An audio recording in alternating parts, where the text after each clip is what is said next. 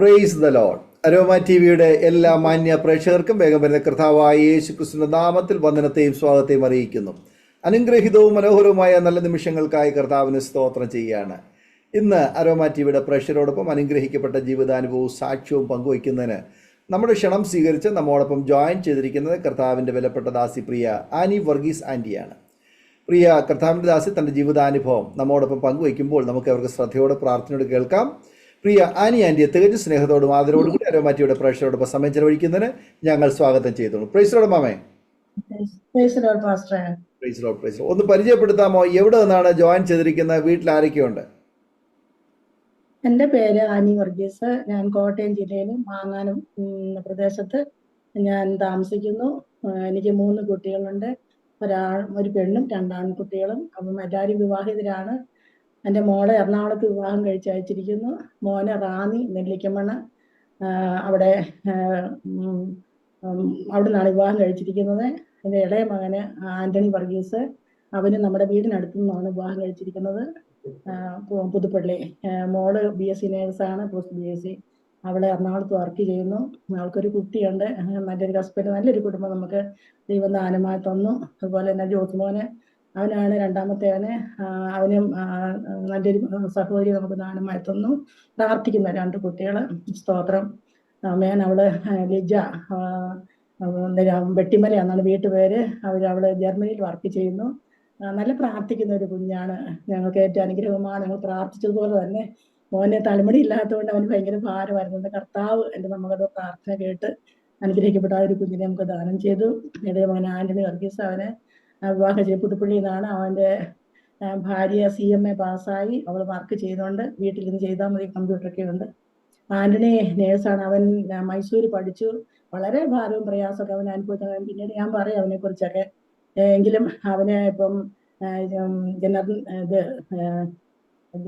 German ഭാഷ പഠിച്ച് ഫസ്റ്റിൽ തന്നെ അവൻ എല്ലാ വിഷയവും കിട്ടി.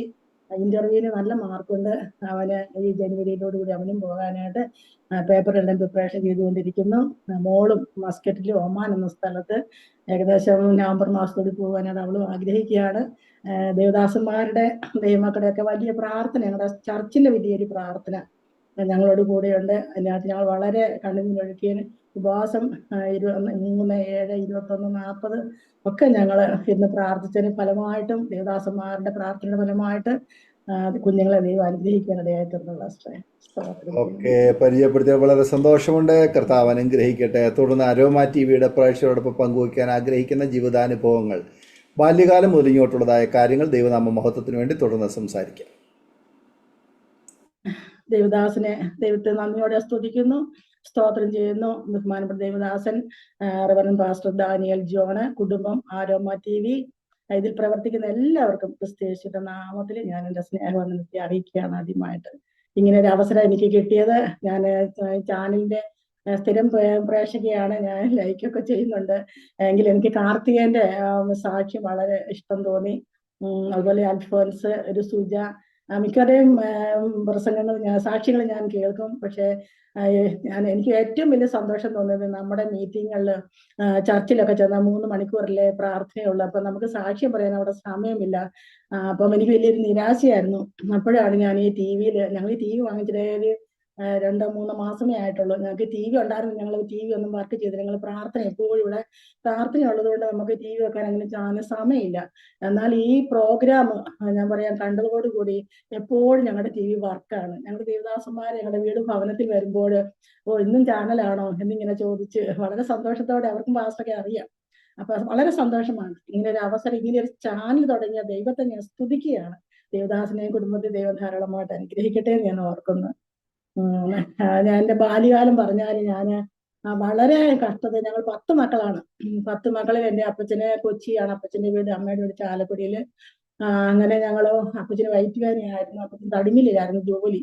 അതുകൊണ്ട് വളരെ കഷ്ടപ്പാടും ദുരിതവും ഒക്കെ ഉണ്ടായിട്ടുണ്ട്. ഞങ്ങൾ 10 മക്കളെ വളർത്തുവാനായിട്ട് എൻ്റെ അമ്മ ഒരുപാട് കഷ്ടപ്പെട്ടു. കടത്തി കൊയ്യാൻ പോയും കപ്പ ചെത്താൻ പോയും മക്കൾക്ക് വേണ്ടി ജീവിച്ച ഒരു മാതാവാണ്. അങ്ങനെ അപ്പച്ചന് 1978 അപ്പൻ ചേർക്കപ്പെട്ടു. വിശ്വാസി എല്ലാവരും ഞങ്ങൾ കത്തോലിക്ക സമുദായത്തിൽ നിന്ന് വിശ്വാസത്തിൽ വന്ന ഒരു കുടുംബമാണ്.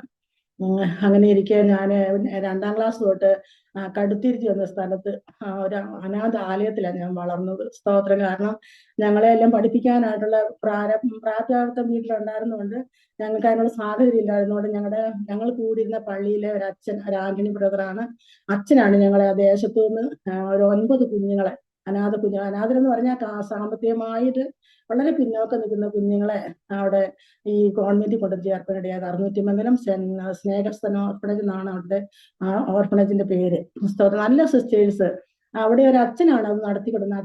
അച്ഛന് ജോർജൻ, അച്ഛന്റെ പേര്. അച്ഛൻ പഠിക്കുന്ന കാലത്ത് ഈ കടുത്തുരുത്തിയിൽ നിന്നും 600 നിന്നും കോർവലങ്ങാട് വരെ നടന്ന് അച്ഛൻ പഠിച്ചത്. അപ്പൊ അച്ഛൻ അത് തീരുമാനം എടുത്ത്. അപ്പൊ ഭയങ്കര സമ്പന്നനായ ഒരു അച്ഛനാണ്. ഇഷ്ടംപോലെ പറമ്പും കപ്പക്കാരായും ഒക്കെ ഉള്ളൊരു അച്ഛനാണ്. അപ്പൊ അച്ഛൻ ഇങ്ങനെ ഓർത്ത് ഈ സാമ്പത്തികം നഷ്ടപ്പെടുത്താതെ അനാഥ കുഞ്ഞുങ്ങളെ നമുക്ക് എടുത്ത് വളർത്തിയാൽ, അങ്ങനെ ഒരു ഓർഫണേജ് പണിതാല് നന്നായിരിക്കുമല്ലോ എന്നോർത്ത് അങ്ങനെ ഒരു പ്രതിജ്ഞ അച്ഛൻ എടുത്തെന്നാണ് ഞങ്ങൾ സാക്ഷ്യം കേട്ടിരിക്കുന്നത്. അതിനുശേഷം ഓർഫണേജ് പണിതു. 2 കുട്ടികളുമായിട്ട് തുടങ്ങിയ ആ ഓർഫണേജ് ഏകദേശം 265 പിള്ളേരോളം ഞങ്ങൾ ഉണ്ടായിരുന്നു. ഞാൻ അവിടെ 1969 ഞാൻ ചേർന്നത്. 62 എന്റെ ജനനം, 69 ഞാൻ ചേർന്നു.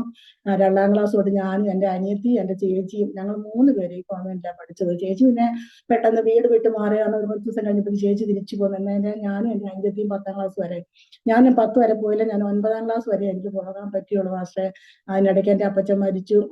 അത് കാരണം വീട്ടിൽ പ്രാരബ്ധമായതുകൊണ്ട് കുഞ്ഞുങ്ങളെ നോക്കാൻ ആളില്ലാത്തതുകൊണ്ട് ഞാൻ വിദ്യാഭ്യാസം പൂർത്തീകരിക്കാൻ എനിക്ക് ഇടയാക്കി തീർത്തില്ല. ഞാൻ ഇടയ്ക്ക് ഇട്ടേച്ച് പോരേണ്ടി വന്നു. അപ്പൊ എനിക്ക് ഭയങ്കര ഇഷ്ടമായിരുന്നു സിസ്റ്റർ ആകാൻ വേണ്ടി, കന്യാസ്ത്രീ ആകാൻ വേണ്ടി. അപ്പം ഞാൻ എന്റെ മദറിനോട് പറഞ്ഞു, മാറി എനിക്ക് സിസ്റ്റർ ആകാൻ ഭയങ്കര ഇഷ്ടമാണെന്നും പറഞ്ഞ്, മോളെ അത് 10ാം ക്ലാസ് പാസ്സാകാതെ ഇവിടെ കോൺവെന്റിൽ എടുക്കത്തില്ല, നിനക്ക് 9ാം ക്ലാസ്സിലെ വിദ്യാഭ്യാസമുള്ളൂ. പക്ഷെ എനിക്ക് ഭയങ്കര ഇഷ്ടമായിരുന്നു ഫസ്റ്റ് അവിടെ വർക്ക് ചെയ്യാനായിട്ട്. കാരണം ഞങ്ങളാണ് പള്ളിയിലേക്കുള്ള ഓസ്തി ഉണ്ടാക്കി കൊടുക്കുന്ന ഞാനായിരുന്നു. അതെന്താന്ന് വെച്ചാല് പള്ളിയിലെ ഒരു പാട്ടുകാരിയായിരുന്നു ഞാൻ. അവിടെ 600 മലകയറ്റ ഒരു പള്ളിയുണ്ട്, 40ാം വെള്ളിയാഴ്ച, കുരിശിന്റെ വഴി എന്നും പറഞ്ഞ്. അപ്പൊ അത് നടത്തുന്ന സമയത്ത് ഞാനായിരുന്നു അത് പാട്ട് ലീഡ് ചെയ്തുകൊണ്ടിരുന്നത്. അപ്പൊ അങ്ങനെ ഇരിക്കുമ്പോഴാണ് എനിക്ക് ഭയങ്കരമായ ചുമയുണ്ടായ. 50 വർഷത്തോളം എനിക്ക് ചുമ തുടങ്ങിയിട്ട് വളരെ മരുന്നുകൾ ഞാൻ കഴിച്ചെങ്കിലും എനിക്ക് ഒരു ഫലവും ഉണ്ടായില്ല. അങ്ങനെ ഇരിക്കെ ഞാൻ അനുഗ്രഹിക്കപ്പെട്ട ഒരു ഓർഫണേജ് ആയിരുന്നു. 7 സിസ്റ്റർമാര്, ഇഷ്ടംപോലെ കപ്പയും നെല്ലും ചേന കാച്ചില് എല്ലാ പച്ചക്കറികളും നമ്മൾ അതിനകത്ത് നിന്ന് ശേഖരിക്കുമായിരുന്നു. അതിനകത്ത് ഏറ്റവും രസകരമായ കാര്യം, ഞങ്ങളുടെ നെല്ല് മഴ പെയ്യുന്ന സമയത്ത് നെല്ലെല്ലാം ഈ വെള്ളം കയറി നശിച്ചു പോകുന്നൊരവസ്ഥയുണ്ട്. അപ്പം അച്ഛൻ പറയും, നിങ്ങൾ ചാപ്പലിൽ പോയിരുന്ന് എല്ലാരും കൂടെ ആരാധന നടത്തി പ്രാർത്ഥിക്കാൻ പറയും. അപ്പൊ നമുക്കൊന്നും അറിവില്ലാത്തവരല്ലേ, കുഞ്ഞു പിള്ളേരാണ് ഞങ്ങളൊക്കെ. എനിക്കൊരു 10-13 ദിവസമുള്ള സമയം. അപ്പൊ ഞങ്ങൾ പോയിരുന്ന പാട്ട് പാടുന്നത് എന്താ പറയാ, കാറ്റേ കടലേ വാ ദൈവത്തെ സ്തുതിപ്പിൻ, മഴയേ മേഘമേ വാ ദൈവത്തെ സ്തുതിപ്പിൻ. ഇപ്പൊ ഞങ്ങൾ ആ പാട്ട് പറയുമ്പോൾ ഞങ്ങൾക്ക് ഭയങ്കര ലജ്ജ തോന്നുക. കാരണം മഴ മാറാനും കാർ മാറാനും ഞങ്ങളെ പ്രാർത്ഥിക്കാൻ വിട്ടിട്ട് ഞങ്ങൾ വിളിച്ചു വരുത്തി പ്രാർത്ഥിക്കുന്നു. പക്ഷെ ഞങ്ങളുടെ നിഷ്കളങ്കമായ പാട്ട് ആണേലും പ്രാർത്ഥനയാണേലും ദൈവം അത് ക്ഷമിച്ച് പെട്ടെന്ന് തന്നെ അതെല്ലാം നല്ല നല്ല രീതിയിൽ കൊയ്തെടുക്കാനൊക്കെ കർത്താവ് സഹായിച്ചിട്ടുണ്ട്. അതിനുശേഷം ഞാൻ വീട്ടിൽ വന്നു കഴിഞ്ഞപ്പോഴത്തേനും വളരെ ബുദ്ധിമുട്ട് പറഞ്ഞു. ഞങ്ങൾക്ക് കഞ്ഞിക്കരി ഒന്നും ഇല്ല. അന്നൊക്കെ നമുക്ക് ഇന്ന് കിട്ടുന്ന അരിയൊന്നും നമുക്ക് അന്ന് കിട്ടില്ല, യൂണിറ്റുകളാണ് നമുക്ക് കിട്ടുന്നത്. അപ്പം വളരെ ബുദ്ധിമുട്ടാണ്. അങ്ങനെ ഇരിക്കാൻ ഞാൻ പല ജോലികൾക്കായിട്ട് ഞാൻ പിന്നെ കടന്നു പോരുകയായി. സോപ്പ് കമ്പനിയില്, അതുപോലെ ടെലിഫോൺ ക്ലീനിങ്, വീട്ടുജോലിക്കൊക്കെ ഞാൻ പോയിട്ടുണ്ട്. അവിടെയൊക്കെ ദൈവം എന്നെ മാനിക്കാനിടയായി തീർന്നു. അങ്ങനെ ഇരിക്കെ എനിക്ക് ഈ ചുമ കാരണം ഭയങ്കര ശ്വാസമുട്ടലായി തീർന്നിട്ടുണ്ട്. അങ്ങനെ ഞാൻ സോപ്പ് കമ്പനിയിൽ നിന്നെല്ലാം പോന്നു. അങ്ങനെ ഞാൻ ഇരിക്കുന്ന സമയത്ത് എൻ്റെ അമ്മ, ഞങ്ങളുടെ സഹോദരങ്ങളുടെ കൂടെ പഠിച്ച ഒരു പയ്യനാണ്. അപ്പം അവൻ ഇങ്ങനെ വീട്ടിൽ വന്നപ്പോഴത്തേനും ചോദിച്ചു, അമ്മ എന്നാണ്ട് ചോദിച്ചു. മിക്കവാറും ഞങ്ങളുടെ വീട്ടിൽ വരണം, നമുക്ക് സംശയങ്ങളൊന്നുമില്ല. അങ്ങനെ ഇരിക്കെ ഈ സഹോദരനോട് അമ്മ പറഞ്ഞു, മോനെ എൻ്റെ മോക്ക് ഒരു ജോലി എവിടെയെങ്കിലും വാങ്ങിച്ചു കൊടുക്കണമെങ്കിൽ ഞങ്ങൾക്ക് വലിയ സഹായമായിരുന്നു എന്നിങ്ങനെ പറഞ്ഞു. അപ്പം ഇവൻ പറഞ്ഞു, ഞാനൊരു കാര്യം ചെയ്യാൻ പോയിട്ട് ഞാൻ പിന്നെ തിരക്കിയിട്ട് അമ്മ ഞാൻ 2 ദിവസം കഴിഞ്ഞ് വരാമെന്നും പറഞ്ഞു പോയി. അപ്പം ഇപ്പം ഞങ്ങൾ ഇരിക്കുന്ന ദേവദാസന്മാർ പ്രസംഗിക്കാൻ പറയും, ദൈവം സ്പോട്ടിൽ വിടുവെച്ച് ഏതെങ്കിലും വിഷയം നിങ്ങളുടെ ജീവിതത്തിലുണ്ടോ? പക്ഷെ എനിക്കിത് പറയാൻ ഭയങ്കര ബുദ്ധിമുട്ടൊക്കെ തന്നെയല്ല. നമുക്ക് പെട്ടെന്ന് പറയുന്നതിനാണ് സമയമില്ലാത്തതുകൊണ്ട് ഞാൻ പറയത്തില്ല. ഈ TV-യിൽ അതൊന്ന് പറയാൻ എനിക്ക് നമുക്ക് ദൈവത്തെ ഓർത്ത് സ്തുതിക്കുവാണ്. അങ്ങനെ ഇരിക്കെ 3-ാമത്തെ ദിവസം ഈ മനുഷ്യൻ ഞങ്ങളുടെ വീട്ടിൽ വന്നിട്ട് പറഞ്ഞു, അമ്മ ഞാലിയാവഴി എന്ന സ്ഥലത്ത്, പുതുപ്പള്ളിക്ക് അപ്പുറം സ്ഥലം ഞാലിയാവഴി, വാസക്ക് അറിയുമെന്ന് എനിക്കറിയില്ല, എങ്കിലും അവിടെ ഒരു ജോലി, ഒരു ആയുർവേദ ആശുപത്രിയിലെ മരുന്ന് കുപ്പികൾ ശേഖരിക്കാനായിട്ട് ഒരാളെ ആവശ്യമുണ്ട്. അപ്പൊ ഞാൻ ആനിക്ക് അത് കൊടുക്കാന്ന് പറഞ്ഞ് അച്ഛാ അമ്മ പറഞ്ഞ വലിയ ഉപകാരം മോനെ, ദൈവം മോനെ അനുഗ്രഹിക്കട്ടെ എന്നെല്ലാം പറഞ്ഞ് ഒരു ദിവസം രാവിലെ ഒരു 7:30 എന്നെയും കൊണ്ട് ഇവിടുന്ന് പോയി. അപ്പൊ ഞാൻ അന്ന് സാരി കൊടുത്ത സമയം, പാടമ്പൊക്കെ മാറ്റി സാരി ഉടുത്തി ആ ഒരു സമയം 18 വയസ്സ്. അന്നേരം ഞങ്ങളിങ്ങനെ പോകുന്ന സമയത്ത് ഈ പുതുപ്പള്ളി വരെ എനിക്കറിയാം, അതിനപ്പുറത്തുള്ള സ്ഥലങ്ങളൊന്നും എനിക്ക് അറിയത്തില്ല. അപ്പം ഞാനിങ്ങനെ ബസ്സിൽ കയറി രാവിലെ പോയതല്ലേ, അപ്പൊ ഞാൻ ഇടയ്ക്ക് ഇങ്ങനെ തിരിഞ്ഞു ചോദിക്കുക എവിടെയാ ഞാൻ പറയും കുറച്ചുകൂടെ പിന്നെ മുന്നോട്ട് പോട്ടെ ഇങ്ങനെ പറയും. അങ്ങനെ പോയി പോയി പോയി ഈ ബസ് ചെന്ന് നിന്നത് എന്റെ ബസ് ഒരു ചങ്ങനാശ്ശേരി ഒരു സ്ഥലത്താണ് ചെന്ന് നിൽക്കുന്നത്. ചങ്ങനാശ്ശേരി ബസ് തിരിഞ്ഞ് നിൽക്കുന്നത്. അപ്പൊ ഞാൻ ചോദിച്ചു എവിടെയാ ഞാലിയാകുഴി? ഞാൻ പറഞ്ഞ് നമ്മൾ ഇവിടുന്ന് ഇറങ്ങി ഇച്ചിരി നടന്നു കഴിയുമ്പോൾ അവിടെ ഒരു ബോട്ടിയുണ്ട്, ആ ബോട്ട് ചെട്ടിയുടെ അവിടെയാണ് ഞാലിയാകുഴി എന്ന് പറഞ്ഞു. അപ്പൊ ഞാൻ വിശ്വസിച്ച് പോവുക, നമുക്ക് സംശയങ്ങളൊന്നും തോന്നുന്നില്ല. അങ്ങനെ ഞങ്ങൾ ഈ ബോട്ട് ചെട്ടി ചെന്ന് ബോട്ട് വന്ന് ഞങ്ങൾ ആ ബോട്ടെ കയറി ബോട്ട് അങ്ങോട്ട് നീങ്ങി ഉടനെ എന്റെ ദേവദാസ എനിക്ക് ഭയങ്കര വെള്ളം പേടിയാ. ഞാൻ ഇങ്ങനെ ഭാരപ്പെട്ട് കരയുക. കാരണം അക്കരെ ഇക്കരെ നമുക്ക് കരയില്ല, വെള്ളത്തിന് നടുക്കായി പോയി. അങ്ങനെ ഞങ്ങൾ 7:30 പോയാൽ ഞങ്ങള് 2 മണി കഴിഞ്ഞപ്പോഴത്തേക്ക് ബോട്ട് വരുന്നത്. അങ്ങനെ ബോട്ടെ കയറി ബോട്ട് അങ്ങ് നീങ്ങി എന്നെ ബോട്ടെ ഞങ്ങൾ ഇറക്കാൻ തുടങ്ങി. ഇതിന്റെ കരയാണെങ്കിൽ നമുക്ക് പെട്ടെന്ന് ചാടി ഇറങ്ങാം, ഇത് ഇറങ്ങാൻ പറ്റത്തില്ലല്ലോ, വെള്ളത്തിലല്ലേ. അങ്ങനെ ഞാൻ ഇങ്ങനെ ഇതിന് കരയാൻ തുടങ്ങി. അപ്പം കൂടെ പഠിക്കുന്ന കുഞ്ഞുങ്ങൾ അന്നേരം പിന്നെ സ്കൂൾ വിട്ട് വരുന്ന സമയം, ഇപ്പം പിള്ളേർ കോളേജ് കുട്ടികളെല്ലാം ബോട്ടിലുണ്ട്. അപ്പൊ ഞാൻ ഈ അടുത്തിരുന്ന കുഞ്ഞിനോട് ചോദിച്ചു മോളെ ഈ ബോട്ട് എവിടെ ചെന്ന് നിൽക്കുന്നത് ചോദിച്ചപ്പം അതെന്നോട് പറഞ്ഞു ആലപ്പുഴയിലാണ്. ഞാൻ അന്നേരം അവിടെ അന്ന് എനിക്ക് അതിനുമേ നല്ല പ്രാർത്ഥിക്കുന്ന ഒരാളാണ് ഞാൻ. അപ്പൊ എനിക്ക് മനസ്സിലായി ദൈവത്തോട് പ്രാർത്ഥിച്ചാൽ ദൈവത്തിന് അസാധ്യമൊന്നുമില്ല. ഞാൻ ആ ബോട്ടിൽ ഞാൻ കണ്ണുനീരോടെ ആരും കാണാതിരുന്ന് പ്രാർത്ഥിച്ചു, കർത്താവേ ഈ ബോട്ട് ചെന്ന് നിൽക്കുന്ന ഇടം അവിടെ എനിക്ക് പരിചയമുള്ള ഒരു മുഖത്തെ എന്റെ പിതാവ് എനിക്ക് കാണിച്ചു തന്നെ പറഞ്ഞു. ഞാൻ ബോട്ട് ഇരുന്ന് പ്രാർത്ഥിച്ചു. സത്യം പറഞ്ഞാല് ബോട്ട് ചെന്ന് ഇറങ്ങുന്ന സമയം 6 മണിയായി. 6 മണി സമയത്ത് ബോട്ട് ചെന്ന് ഇറങ്ങുന്ന സമയത്ത് ഈ ലൈറ്റുകളെല്ലാം പെട്ടെന്ന് അന്നേരം അങ്ങ് തെളിയുന്നത്. ഞാനതിന് ദൈവത്തെ സ്തുതിച്ച് ഇങ്ങനെ ബോട്ടെ നിറച്ച് അങ്ങോട്ട് നീങ്ങുന്ന സമയത്ത് ഞാൻ പണ്ട് ജോസ് ബ്രദേഴ്സിൽ എന്റെ മോള് കോട്ടയം തുണിക്കടയിൽ എന്റെ അനീതിയെ ജോലി ചെയ്യുന്നു. അപ്പൊ അവളുടെ കൂടെ സെക്യൂരിറ്റി ആയിരുന്ന ഒരു അഷറഫ് എന്ന് പറഞ്ഞൊരു മനുഷ്യൻ ഉണ്ടായിരുന്നു. അപ്പൊ ആ മനുഷ്യൻ എറണാകുളത്താണ് വീട്. അപ്പൊ വളരെ ദാരിദ്ര്യം ആ മനുഷ്യൻ ജീവിക്കുന്നത്, ഒരു പയ്യനാ. അപ്പം അവന് ഞാൻ പലപ്പോഴും ആഹാരം വാങ്ങിച്ചു കൊടുത്തിട്ടുണ്ട്. എന്റെ അനിയത്തിക്ക് ഫുഡ് കൊണ്ടുവന്ന കൂടെ ഞാൻ ഇവനും കൂടെ കൊണ്ടുപോയി, ആരും ഇല്ലാത്തതാണെന്ന് ഓർത്ത്. അപ്പൊ ഞാൻ ഈ ബോട്ടെ ഇറങ്ങി അവിടെ ചിലപ്പോൾ ഈ അഷറഫ് എന്ന് പറഞ്ഞ മനുഷ്യൻ അവിടെ നിൽക്കുന്നു. അപ്പൊ ഞാൻ എന്നോട് ചോദിച്ചു ചേച്ചി എന്നെ ഇവിടെ ഞാൻ പറഞ്ഞു മോനെ ഞാനൊരു ജോലി തപ്പി വന്നതാണ്, എന്നെ നീ വീട്ടിൽ കൊണ്ടുവന്ന് ആക്കിയിട്ട് പോകാണോ എന്ന് പറഞ്ഞു. അപ്പൊ ഈ മനുഷ്യൻ എന്നെ കൊണ്ടുപോയ ആൾ ഇതെല്ലാം കേട്ടോണ്ടാണ് നിൽക്കുന്നത്. പക്ഷെ ഞാൻ ഇതിനെ കുറിച്ച് ഒരു വാക്ക് പറഞ്ഞിരുന്നെങ്കിൽ ഭയങ്കര വിഷയം. അതുകൊണ്ട് ഞാൻ നിശബ്ദമായിട്ട് അത് മനസ്സിൽ ഒതുക്കിക്കൊണ്ട് ഞാൻ ഇതിനോട് ഇങ്ങനെ നോണ പറഞ്ഞു മോനെ ഞാൻ ജോലി തിരക്കി വന്നാ എന്നെ നീ വീട്ടിൽ കൊണ്ടാക്കിയിട്ട് പോകാൻ. ഓക്കെ ചേച്ചി ഞാൻ ചേച്ചിയെ സംരക്ഷിച്ചോളാം എന്ന് പറഞ്ഞു. ഞാൻ ബസ് പെട്ടെന്ന് വന്നു, കോട്ടയം ബസ് വന്നു. ആ ബസ്സിൽ ഞങ്ങൾ കയറി. ഞാൻ പറഞ്ഞു എന്റെ കയ്യിൽ 5 രൂപ പോലും ഇല്ല, നീ എനിക്ക് വേണ്ടി ടിക്കറ്റ് എടുത്തോന്ന് പറഞ്ഞു. ഓക്കെ ചേച്ചി ഒന്നുകൊണ്ട് വിഷമിക്കണ്ട, ചേച്ചിയെ ഞാൻ വീട്ടിൽ കൊണ്ടാക്കിയിട്ട് പോകുന്നു. അങ്ങനെ പാസ്റ്റേ ഞങ്ങള് ആ ബസ്സിൽ കയറി. എനിക്ക് തോന്നി 9 മണി കഴിഞ്ഞ്, രാത്രി 9 മണി കഴിഞ്ഞ് ഞാൻ എന്റെ വീട്ടിൽ വരുമ്പോ എന്റെ അമ്മയും എന്റെ സഹോദരൻ കണ്ണുനീരോടെ ഇരിക്കുക. കാരണം അന്ന് നമുക്ക് ഫോണില്ല, ഒന്നും ആരോട് വിളിച്ച് ചോദിക്കാനല്ല, ഇതൊന്നും പറയാൻ പറ്റും ഇതിന്റെ സംഭവമാണ്. എന്റെ ചേട്ടന്മാരൊക്കെ അറിഞ്ഞ അമ്മേനെ വഴക്ക് പറയും. അതുകൊണ്ട് ഒരു മനുഷ്യനോടും പറയാതെ ഈ വിഷയം ഞങ്ങൾ അവിടെ വിടാൻ ഒതുക്കി തരാം. അതെല്ലാം ഭയങ്കര കരച്ചിലായിരുന്നു. അങ്ങനെ ദൈവം എന്നെ അത്ഭുതകരമായിട്ട് ആ സ്പോട്ടിൽ എന്നെ പ്രാർത്ഥിച്ച ആ വിഷയത്തിന് ദൈവം എന്നെ വിടുവിച്ച് എന്നെ രക്ഷിക്കട്ടെ. എന്നെ നശിപ്പിക്കാൻ വേണ്ടി കൊണ്ടുപോയി. പക്ഷെ ദൈവത്തിന്റെ വലിയ കാര്യം അവിടെ വെളിപ്പെട്ട് എന്നെ വിടുവിക്കടിയാത്ത ദൈവത്തെ ഞാൻ ഇപ്പോഴും ഞാൻ സ്തുതിക്കുകയാണ്. എനിക്ക് ഭയം ഇന്നും എനിക്ക് അതോർക്കും ഭയമുണ്ട്. അതിനുശേഷം പിന്നെയും വളരെയേറെ ബുദ്ധിമുട്ടിൽ കൂടെ ഞാൻ കടന്നുപോയ ഒരു വ്യക്തിയാണ്. സ്തോത്രം. ആ സമയത്തൊക്കെ ഞങ്ങളുടെ പ്രദേശത്തുള്ള ദേവദാസന്മാർ ഈ വാക്യം പറയാനും സാക്ഷി പറയാനും ഒക്കെ നമ്മുടെ വീട്ടിൽ ഈ ആത്മാക്കളെ പിടിക്കാൻ വേണ്ടി വരുമ്പോഴത്തേന് ഞങ്ങൾക്ക് ബന്ധുക്കോസാരെ ഭാഷ സത്യമായിട്ട് ഇഷ്ടമല്ല. എന്നുവെച്ചാൽ ഞങ്ങളുടെ വിചാരം ഏറ്റവും ചെറിയ ജാതി, സ്ഥാന ജാതി ഇവരാണ് നമ്മുടെ വിചാരം. അതുകൊണ്ട് എന്ത് ചെയ്യും ദേവദാസന്മാർ ഈ വെള്ളം വിളിത്തട്ടെ നമുക്ക് കാണാം അവർ വരുന്നത്. ഞങ്ങളുടെ വീടതിലൊരു കുന്നും പുറത്താ. അപ്പൊ ദേവദാസന്മാർ താഴേന്ന് വരുമ്പോഴേ നമുക്ക് ഈ വെള്ളഷർട്ട് കാണുമ്പോഴേ അറിയാം പാസ്റ്റർമാരാ വരുന്നത്. ഞങ്ങൾ ഓടും, അമ്മയോട് പറയും ഇവിടെ ആരും ഇല്ലെന്ന് പറഞ്ഞ് ഞങ്ങൾ ഓടിപ്പോയി പാത്തിരിക്കും. അങ്ങനെയൊക്കെ ഉള്ള അവസരങ്ങൾ ഞങ്ങളുടെ ജീവിതത്തിൽ ഉണ്ടായിട്ടുണ്ട്. 21-ാമത്തെ വയസ്സിൽ എന്റെ വിവാഹം കഴിഞ്ഞു. സ്തോത്രം. അനുഗ്രഹിക്കപ്പെടാൻ ഒരു സഹോദരനെ എനിക്ക് ദൈവം ദാനമായി തന്നു. അതിന്റെ ചരിത്രം പറഞ്ഞാൽ സ്തോത്രം നല്ല 7 വയസ്സുള്ള സമയത്ത് ഞങ്ങളുടെ വീട്ടില് ഞങ്ങളുടെ ചേച്ചിയും അതുപോലെ സഹോദരങ്ങളെല്ലാം വരുമ്പം ഞങ്ങൾക്ക് ഒന്നും ഇല്ലല്ലോ ഉണ്ടാക്കാനായിട്ട്. അപ്പൊ ഞങ്ങൾ എന്ത് ചെയ്യും, ചക്ക ഒരു 3-4 ചക്കയൊക്കെ വേവിച്ചാലേ നമുക്ക് തികയത്തുള്ളൂ. അപ്പൊ ആ സമയത്ത് ചേച്ചിയും ചേച്ചിയുടെ ഭർത്താവും 2 കുഞ്ഞുങ്ങളും വന്നിട്ടുണ്ട്. അപ്പൊ ഞാൻ ഈ വേവിച്ച ചക്ക തിന്നിയാലോ, എനിക്ക് ചക്ക എന്തൊരു ഇഷ്ടമല്ല വേവിക്കുന്നത്, പക്ഷെ പച്ചച്ചക്ക ഞാൻ കണ്ടമാനം തിന്നും. അപ്പൊ എന്റെ മുഖത്ത് ചേച്ചി പറഞ്ഞു, എടി നീ ഇങ്ങനെ പച്ചക്ക് തിന്നാതെ ചേച്ചി വരുമ്പോ തികയത്തില്ല, അതുകൊണ്ട് നീ തിന്നാതെ. അപ്പൊ ഞാൻ പറഞ്ഞു, അപ്പൊ ചേച്ചി അന്നേരം തന്നെ പറഞ്ഞു, ഇവിടെ 5-6 നാത്തൂന്മാരും ഒത്തിരി അംഗങ്ങളുള്ള വീട്ടിൽ വിടണം, കെട്ടിച്ചു വിടണം. അപ്പം കെട്ടിച്ചു വിടുമ്പോ ഇവിടെ തിന്നത്തില്ലല്ലോ. അപ്പൊ ഞാൻ ഉടനെ പറഞ്ഞു, ഞാൻ ആരും ഇല്ലാത്തവരുടെ പോകത്തുള്ളൂ എന്ന് പറഞ്ഞു. അന്ന് ഞാൻ പറഞ്ഞതാ, ആരും ഇല്ലാത്തവരുടെ പോകണമെങ്കിൽ നമുക്ക് ഇഷ്ടപ്പെട്ട് കഴിക്കാമല്ലോ. പക്ഷെ ദൈവം എന്റെ ആ ചെറുപ്പത്തിലെ ആ പ്രാർത്ഥനയല്ല, ആ വിഷയം ദൈവം അത് കയ്യിലെടുത്തു. അങ്ങനെ 21-ാമത്തെ വയസ്സിൽ എനിക്ക് വിവാഹാലോചന വരുമ്പോ എന്റെ വീടിനടുത്ത് സ്പിരിച്വാൽ സെന്റർ ഉണ്ട്. അവിടെ പറമ്പിപ്പണിക്ക് വന്ന അച്ചായന്റെ വീട് കന്യാകുമാരി ഡിസ്ട്രിക്റ്റിലെ തക്കൽ എന്ന സ്ഥലത്താണ് വീട്. അപ്പം പെണ്ണ് കാണാൻ തന്നെ, അപ്പൊ ഈ ചേച്ചിയുടെ വീട് തൊട്ടടുത്തായതുകൊണ്ട് ചേച്ചിയുടെ അമ്മായിമ്മയും ചേച്ചിയുടെ കൂടിയാണ് എനിക്ക് കല്യാണം ആലോചിക്കുന്നത്. അപ്പം അച്ചായനെ കൂട്ടി ഞങ്ങളുടെ വീട്ടിൽ കാണാൻ വന്നു. കാണാൻ വന്നപ്പോഴത്തേന് പറഞ്ഞു, ഞാൻ ആരും ഇല്ലാത്തവനെ, ഞാൻ അനാഥനാണ്. പക്ഷെ സത്യത്തിൽ എല്ലാവരും ഉണ്ട്. പിതാവ് ഒഴിച്ചത് എല്ലാവരും ഉണ്ട്. പക്ഷെ അച്ഛൻ നുണ പറഞ്ഞു, എനിക്ക് ആരും ഇല്ലെന്ന്. അപ്പൊ എനിക്ക് ഭയങ്കര സങ്കടമായി, അയ്യോ ആരും ഇല്ലാത്ത മനുഷ്യൻ എന്നാ ഒരു ജീവിതം കൊടുത്തേക്കാം. അപ്പൊ എന്റെ അമ്മ ചോദിച്ചു, ആരും ഇല്ലാത്തവനെ ആങ്ങളെ ചോദിച്ചു, ആരും ഇല്ലാത്തവനെ കെട്ടിച്ചിട്ട് ഇട്ടേച്ച് പോയി എന്നാ ചെയ്യുമെന്ന് ചോദിച്ചു. അപ്പം ഞാൻ മിണ്ടാതെ നിന്നു. വെച്ചാൽ നടക്കുന്നത് നടക്കട്ടെ, ഒരു മനുഷ്യൻ പാവമല്ലേ എന്ന് പറഞ്ഞ് ഞാൻ അങ്ങനെ മനസ്സിൽ എനിക്ക് തോന്നി. ചുരുക്കം പറഞ്ഞു 20 ദിവസം കൊണ്ട് ഞങ്ങളുടെ കല്യാണം കഴിഞ്ഞു. സ്തോത്രം. സ്തോത്രം. അങ്ങനെ ഞങ്ങൾ കുടുംബത്തിൽ നിൽക്കുമ്പോൾ ഞങ്ങൾക്ക് സ്വന്തം വീട്ടില്, ഞാൻ അച്ഛൻ എന്റെ വീട്ടിലും അങ്ങനെ താമസിക്കുന്നത്. അപ്പൊ അച്ഛൻ എനിക്ക് ബുദ്ധിമുട്ടാണ്, ഞങ്ങൾ ഇത്രയും അംഗങ്ങളുണ്ട് വീട്ടിൽ, വലിയ ഒത്തിരി മുറികളൊന്നുമില്ല. അപ്പം അച്ഛൻ ഇത് സ്പിരിച്വാലിറ്റിയിൽ പോയി കിടന്നിട്ട് എന്നെ കാണാൻ മതി 2 ആഴ്ച കൂടുമ്പോഴൊക്കെ വരും.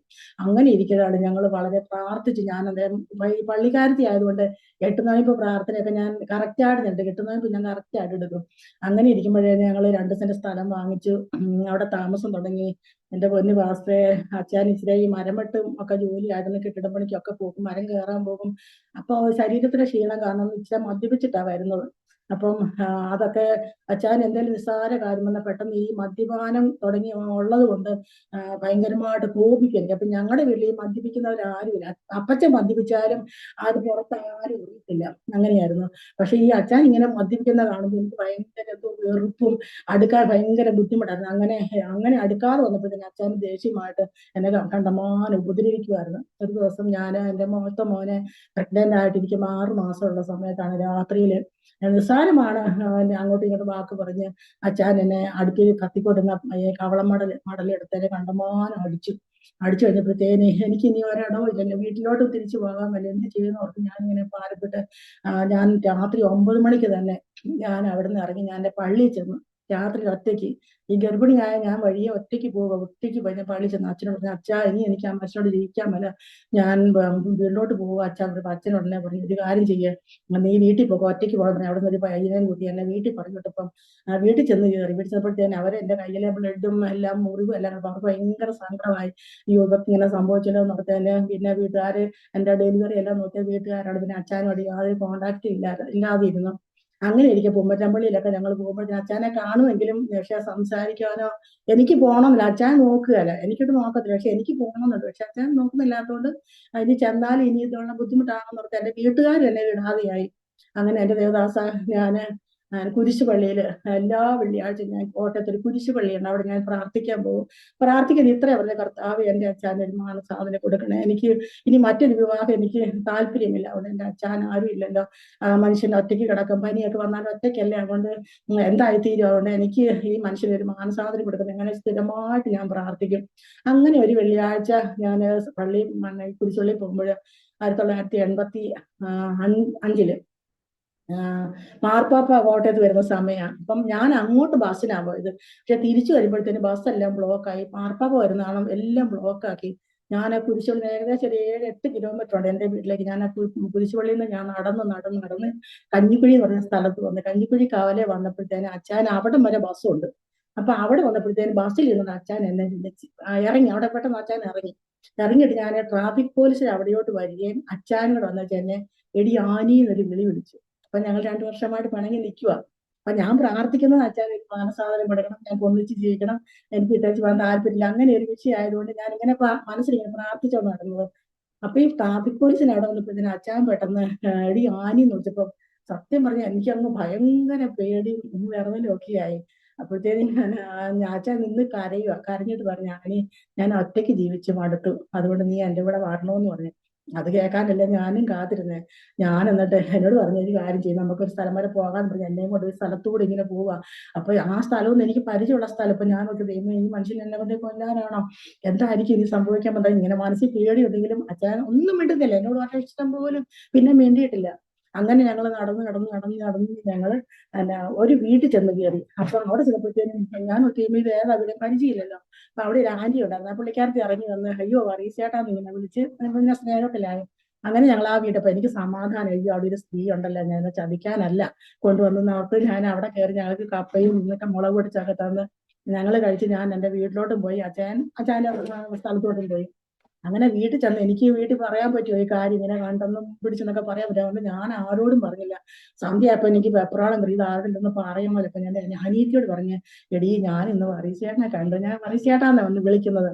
വറീസേട്ടനെ അതിന് സംബോധന ചെയ്യുന്നത് വറീസേട്ടനെ അച്ചായാന്നാ ഞാൻ വിളിക്കുന്നത്.